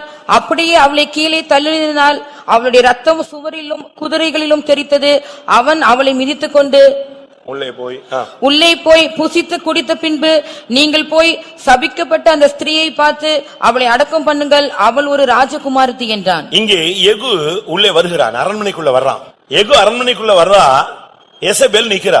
எசபேல் அப்படின்னு சொன்னா கற்பு இல்லாதவள்னு அர்த்தம். எசபேல் வந்து நிக்கிறா. ஆகாப் இறந்து போயாச்சு, பிள்ளை ராஜ்யபாரத்துக்கு வந்துட்டான். ஆனா இவள் என்ன செய்யறா? 2 ராஜாக்கள் 9:30. புருஷன் இறந்தாச்சு, பிள்ளை ராஜ்யபாரத்துக்கு வந்துட்டான். அம்மாவுடைய டெக்கரேஷனை பாருங்க. யெகூ இஸ்ரவேலுக்கு வந்தான். அதை ஏசபேல் கேட்டபோது தன் கண்களுக்கு மையிட்டு தன் தலையை சிங்காரித்துக் கொண்டு ஜன்னல் வழியாய் எட்டி பார்த்து. ஏசபேலுடைய டெக்கரேஷனை பாத்தீங்களா? வயசு என்ன? உன் பிள்ளை ராஜாவாயாச்சு, இந்த வயசுல தன் கண்களுக்கு மையிட்டு, அடுத்து தன் தலையை சிங்காரித்துக் கொண்டு ஜன்னல் வழியாய் எட்டி பார்க்கிற வயசாயுது. இன்னைக்கு இந்த மார்க்கத்துல வந்த பிறகு நம்ம எப்படி இருக்கிறோம்? யெகூ வந்தான், சரியான ஒரு அபிஷேகம் அவன் தலையில இருக்கு, பக்தி வைராக்கியத்தோடு வந்தான். வந்து பார்த்தா பிரதானிகள் எல்லாம் கூட நின்றுட்டு இவ மேல இருந்து எட்டி பார்த்து, என்னப்பா எப்படி இருக்கேன்னா, அவன் சொன்னா, யாராவது அங்க என் பட்சத்துல இருக்கீங்கன்னா அவளை அப்படியே கீழே தள்ளு. உடனே அங்க இவன் பட்சத்துல இருந்து இவன் வார்த்தைக்கு கீழ்ப்படிஞ்சாங்க, அவளை தூக்கி கீழே போட்டாங்க. விழுந்து நொறுங்கி போனாள். எசபேலை நொறுக்குவது சபையினுடைய ஊழியம். இன்னைக்கு புதிய ஏற்பாட்டுகள்ல சபைகள் இந்த ஆவி வேலை செய்கிறதாக வெளிப்படுத்தல் 2 அதிகாரம் 26 சொல்லப்பட்டிருக்கிறது. இந்த ஆவி இன்றைக்கும் சில சபைகளுக்குள்ளே போராடுகிறது. சபையில் உள்ள விசுவாசிகள் ஊழியர்களுக்குள்ளே போராடுகிறது. இந்த எசபேலின் ஆவி ஒரு வேசித்தனத்தின் ஆவி. இது ஒரு விழுந்து போன ஆவி, தீட்டுள்ள ஆவி, தீட்டுப்படுத்தும் ஆவி, கற்பில்லாத ஒரு ஜீவியம். இன்றைக்கு அநேகரை கரைதிரை இல்லாத மனவாட்டியாய் மாற்றும்படியாக ஆண்டவருடைய வார்த்தையும் அபிஷேகமும் போராடி கொண்டிருக்கும் பொழுது அவர்களை கரைப்படுத்தும்படியாக போராடுகிற சக்தி தான் இந்த எசபேலின் சக்தி. இது அநேக புருஷர்களை தாக்குகிறது, அநேக மனைவிகளை தாக்குகிறது, அநேக தேவனுடைய பிள்ளைகளை தாக்குகிறது. இந்த வல்லமையிலே பிடிக்கப்பட்டவர்கள் அநேகர் இந்த எசபேலின் ஆவிகளுக்கு இடம் கொடுத்து தங்களுடைய வாழ்க்கையிலே மேன்மையை இழந்து போன அநேகர் இருக்கிறார்கள். இவைகள் இன்றைக்கும் கூட சபைக்குள்ள இருந்து இத்தனை வருஷமா இந்த சத்தியத்தை கேட்டு உபதேசத்தை கேட்டு வருஷ கணக்கா பழைய தன்மைகளுக்குள்ள வந்த பழைய விசுவாசிகள் என்ற பெயர் எடுத்த பின்பும் இன்னும் தங்களை சிங்காரித்துக் கொண்டு உலக ஆடம்பரங்களிலே சிக்கி தவிக்கிற விசுவாசிகள் இருக்கிறார்கள். இந்த வல்லமை நம்ம மிதிக்க வேண்டிய ஒரு நேரம் வந்து விட்டது. எசபேலை மிதிக்க வேண்டிய ஒரு காலம் வந்து விட்டது. உலக ஆடம்பரங்களை எல்லாம் வெறுத்து ஒதுக்கி தியாக வாழ்வுக்குள்ளே வர வேண்டிய ஒரு கட்டம் வந்து விட்டது. என்ன நடந்துச்சு தெரியுமா? அபிஷேகத்தோடு இவன் வரும் பொழுது என் பட்சத்தில் இருக்கிறது யாருன்னு கேட்டான். 2-3 பிரதானிகள் நின்னு பைபிள்ல சொல்லி இருக்கு. நீங்க 2 ராஜாக்கள் 9 படிச்சு பாத்தீங்கன்னா 2-3 பிரதானிகள் எட்டி பார்த்தார்கள். 32 வசனம். அப்பொழுது அவன் தன் முகத்தை அந்த ஜன்னலுக்கு நேராக ஏறெடுத்து என் பட்சத்தில் இருக்கிறது யார் யார் என்று கேட்டதற்கு 2-3 பிரதானிகள் அவனை எட்டி பார்த்தார்கள். அந்த 2-3 பிரதானிகள்னு தமிழ்ல இருக்கு. இங்கிலீஷ்ல பாத்தீங்கன்னா 2-3 அன்னகர்கள் எட்டி பார்த்தார்கள். உடனே அவன் சொன்னா, அவளை தூக்கி கீழே போடுங்க. அந்த அன்னகர்கள் உடனே அவளை அப்படியே தூக்கி கீழே போட்டாங்க. நொறுங்கி போனார். அவளை மிதித்து கொண்டு உள்ள வந்து சபைக்குள்ளே ஆவிக்குரிய வளர்ச்சிக்கு நீங்க வரணும்னு சொன்னா எசபேல நொறுக்கி மிதிச்சிட்டு உள்ள வாங்க. உள்ள வந்துட்ட பிறகு மாமிசம், உலகம், ஆடம்பரம், சிங்காரம், ஜோடிப்பு, டெக்கரேஷன் இதெல்லாம் நமக்கு உதவாது. இந்த மார்க்கத்துக்குள்ள வந்துட்டியா நீ எசபேல மிதிச்சிட்டு உள்ளவா. வீட்டுக்குள்ள வரும்போது உலகத்துல தமிழ்ல சொல்லுவாங்க, என்ன சொல்லுவாங்க? வலது கால மிதிச்சிட்டு வான்னு சொல்லுவாங்க, வலது கால வச்சு வான்னு. அதே மாதிரி சபைக்குள்ள வரும்போது ஆவிக்குரிய ஜீவத்துல வரும்பொழுது எசபேல மிதிச்சிட்டு உள்ளவா. எசபேல் உன் காலுக்குள்ள இருக்கணும். அவளை உயிரோட வச்சுக்கிட்டு இருந்தீங்கன்னா நீ எல்லாம் நல்லா சிங்காரம் பண்ணிக்கிட்டே இருக்கலாம். ஒரு அரை மணி நேரம் தலையை சீவுவீங்க, வெளியே வரும்போது ஸ்கிரீன் தட்டிரும், திருப்பி போய் ஒரு 1/4 மணி நேரம் செய்யணும். கண்ணாடியில் நின்னு பாப்பீங்க, ஒரு 10 நிமிஷத்துல நீங்க யாருன்னே மறந்து போயிடும். நம்ம தான் நிக்கிறோமான்னு சொல்லி திருப்பி போய் கண்ணாடியில பார்த்து நம்ம தான் கரெக்ட் தான் நிரூபிச்சுட்டு திருப்பி வரணும். அப்படித்தானே இருக்கு இன்னைக்கு நம்முடைய சிங்காரங்கள். எப்படி இருக்கு சபை இன்னைக்கு? எங்க போய் கொண்டிருக்கிறது? உலக ஆடம்பரங்களை தவிர்க்க வேண்டிய சபை. அந்த 2-3 பிரதானிகள் என்ன செஞ்சிட்டு இருந்தாங்க தெரியுமா? அது வரைக்கும் அவ கூட தான் இருந்தான். அவளுக்கு கீழ்ப்படிஞ்சு அவளோட ஐக்கியமாகி ஒத்து போனாங்க. இதுவரை நீங்கள் உலகத்தோடு ஒருவேளை ஒத்து போயிருக்கலாம். இன்னைக்கு கர்த்தருடைய வார்த்தை சொல்லுகிறது, அவளை கீழே தள்ளு. எகு வருகிறான், அபிஷேகத்தோடு வருகிற மனுஷன் அதை மிதிச்சிட்டு போகட்டும். இன்னைக்கு எத்தனை பேர் சத்ருவின் வல்லமைகளை மிதிப்போம் என்று தீர்மானம் எடுக்கிறீர்கள்? எல்லாரும் கண்களை மூடுங்க. பிசாசம் மிதிக்காதவன் பரலோகத்துல அந்த பொருத்தலமான வீதியை மிதிக்க முடியாது. அவிசுவாசத்துக்கு மாத்திரம் தயவு செய்து இடம் கொடுக்காதீங்க. அவிசுவாசத்துக்கு இடம் கொடுத்துட்டீங்கன்னு வச்சுக்கோங்க, நான் இப்ப சொன்னேனே இவ்வளவு சக்தியும் உங்களை மிதிக்கும். அதான் ரொம்ப கவனம். ஒரு தீர்க்கதரிசியின் காலத்துல, ஒரு ராஜாவின் காலத்துல ஒரு பெரிய பஞ்சம் வந்து விட்டது. 2 ராஜாக்கள் 7ஆம் அதிகாரத்துல ஒரு பெரிய பஞ்சம் வந்து விட்டது, பயங்கரமான பஞ்சம். ஒரு ராஜா ஒரு பிரதானியோடு தீர்க்கதரிசியை பார்க்க வந்தான். அப்ப தீர்க்கதரிசி உடனே ஒரு தீர்க்கதரிசனம் சொன்னான், நாளைக்கு இந்த நேரத்துல இப்படி ஒரு அதிசயம் நடக்கும் சொன்னான். பக்கத்துல இருந்த பிரதானி சொன்னான், வானமே திறந்து, வானத்தின் மதகெல்லாம் திறந்து அப்படியே ஆண்டவர் கொட்டினா கூட இது என்ன செய்யாது, நடக்காது. உடனே தீர்க்கதரிசி அவனை பார்த்து சொன்னான், இந்த அதிசயம் நடக்கும், ஆனா நீ பாப்ப, ஆனா நீ என்ன செய்ய மாட்ட, அனுபவிக்க மாட்டேன். அதே மாதிரி அடுத்த நாள் வானம் திறந்தது, ஆசீர்வாதம் வந்தது, செழிப்பு வந்தது. ஜனங்கள் பஞ்சத்துல இருக்கிற ஜனங்களுக்கு ஆகாரம் கிடைக்குதுன்னு உடனே எல்லாம் ஆகாரம் பெறதுக்கு ஓடி வந்தாங்க. ராஜா என்ன பண்ணான் தெரியுமா? இந்த பிரதானியை கூப்பிட்டு நீ தான் லைனை கிளியர் பண்ணணும்னா. இவன் போய் அங்க நின்னான். இவன் எல்லாம் லைன்ல வாங்கினா லைன்ல அவன் சாப்பாடு இல்லாம இருக்கான். இவனை தள்ளி ஏறி மிதிச்சு ஆயிரக்கணக்கான ஜனங்கள் இவனை மிதிச்சுட்டு போய் கொஞ்ச நேரத்துல பார்த்தா பிரதானி நினைஞ்சிட்டான், மிதிப்பட்டு செத்து போனான். வீட்டுல போய் உட்கார்ந்து 2 ராஜாக்கள் 7ஆம் அதிகாரத்தை படிச்சு. நான் தேவன் இவ்வளவு நேரம் பேசின அந்த வார்த்தையை நீங்கள் விசுவாசியாமல் போனால் எவைகளை நீங்கள் மிதிப்பீர்கள் என்று கேள்விப்பட்டீர்களோ இந்த வல்லமையெல்லாம் உங்களை மிதிக்கும்.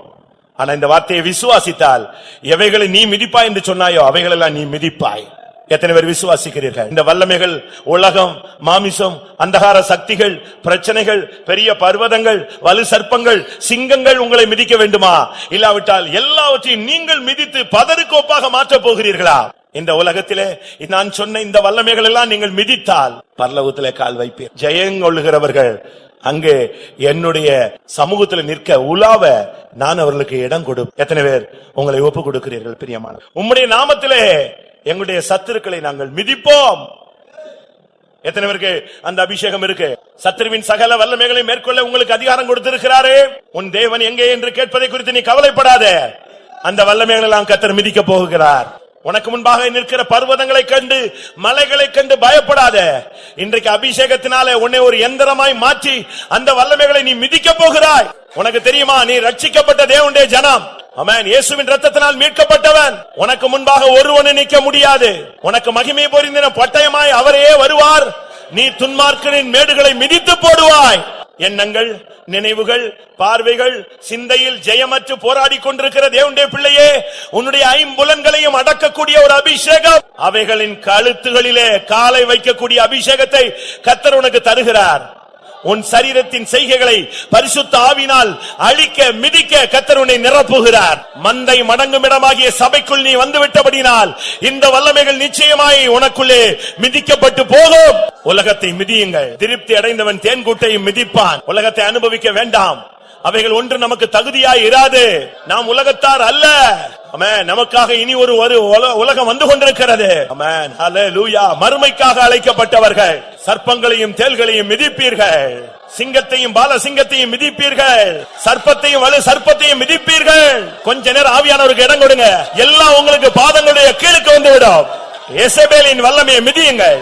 ஆடம்பரங்களை மிதியுங்கள். வேசித்தனத்தின் ஆவியை கீழ்ப்படுத்துங்கள். குடும்ப உறவின் புனிதத்தை கெடுக்கும் ஆவியை அழியுங்கள். பரிசுத்தத்துக்கு விரோதமான வல்லமையை மிதியுங்கள். எசபேலை மிதித்தவன் சிங்காசனத்தில் உட்காருவான், எசபேலை மிதித்தவன் விருந்து உண்பான். ஹல்லேலூயா. கர்த்தர் நிச்சயமாய் இந்த வசனத்தின் அடிப்படையிலே, இந்த வசனத்தின் உள்ளே இருக்கிற சாரமாகிய ஜீவனை, அந்த வல்லமையை எனக்கு தருவாரானால் நிச்சயம் நான் சகல வல்லமையையும் நாங்கள் எல்லாரும் மிதிப்போம் என்று சொல்லுகிற கரங்களை உயர்த்துங்கள். கர்த்தருடைய வசனம் வெறுமையாய் திரும்பாது, அது அனுப்பின காரியம் செய்துதான் திரும்பும். நீ எசபேலை மிதிப்பாய், பயப்படாத. ஆமென். நீ சிங்கத்தை மிதிப்பாய், பெரிய பர்வதங்களை மிதிப்பாய், ஐம்புலன்களை, 5 ராஜாக்களை மிதிப்பாய். இபா நியாங்கரா ஷபாலா கத்வராபானியா. ஹல்லேலூயா. துன்மார்க்கரை நீ மிதிப்பாய், இந்த உலகத்தை நீ மிதித்து ஜெயிப்பாய். ஏனென்றால் உனக்குள் இருக்கிறவர் பெரியவர். ஹல்லேலூயா, ஹல்லேலூயா. ஆமென். உலகில் உள்ளவனிலும் என்னில் இருப்பவர் பெரியவரே. உலகில் உள்ளவனிலும் என்னில் இருப்பவர் பெரியவரே.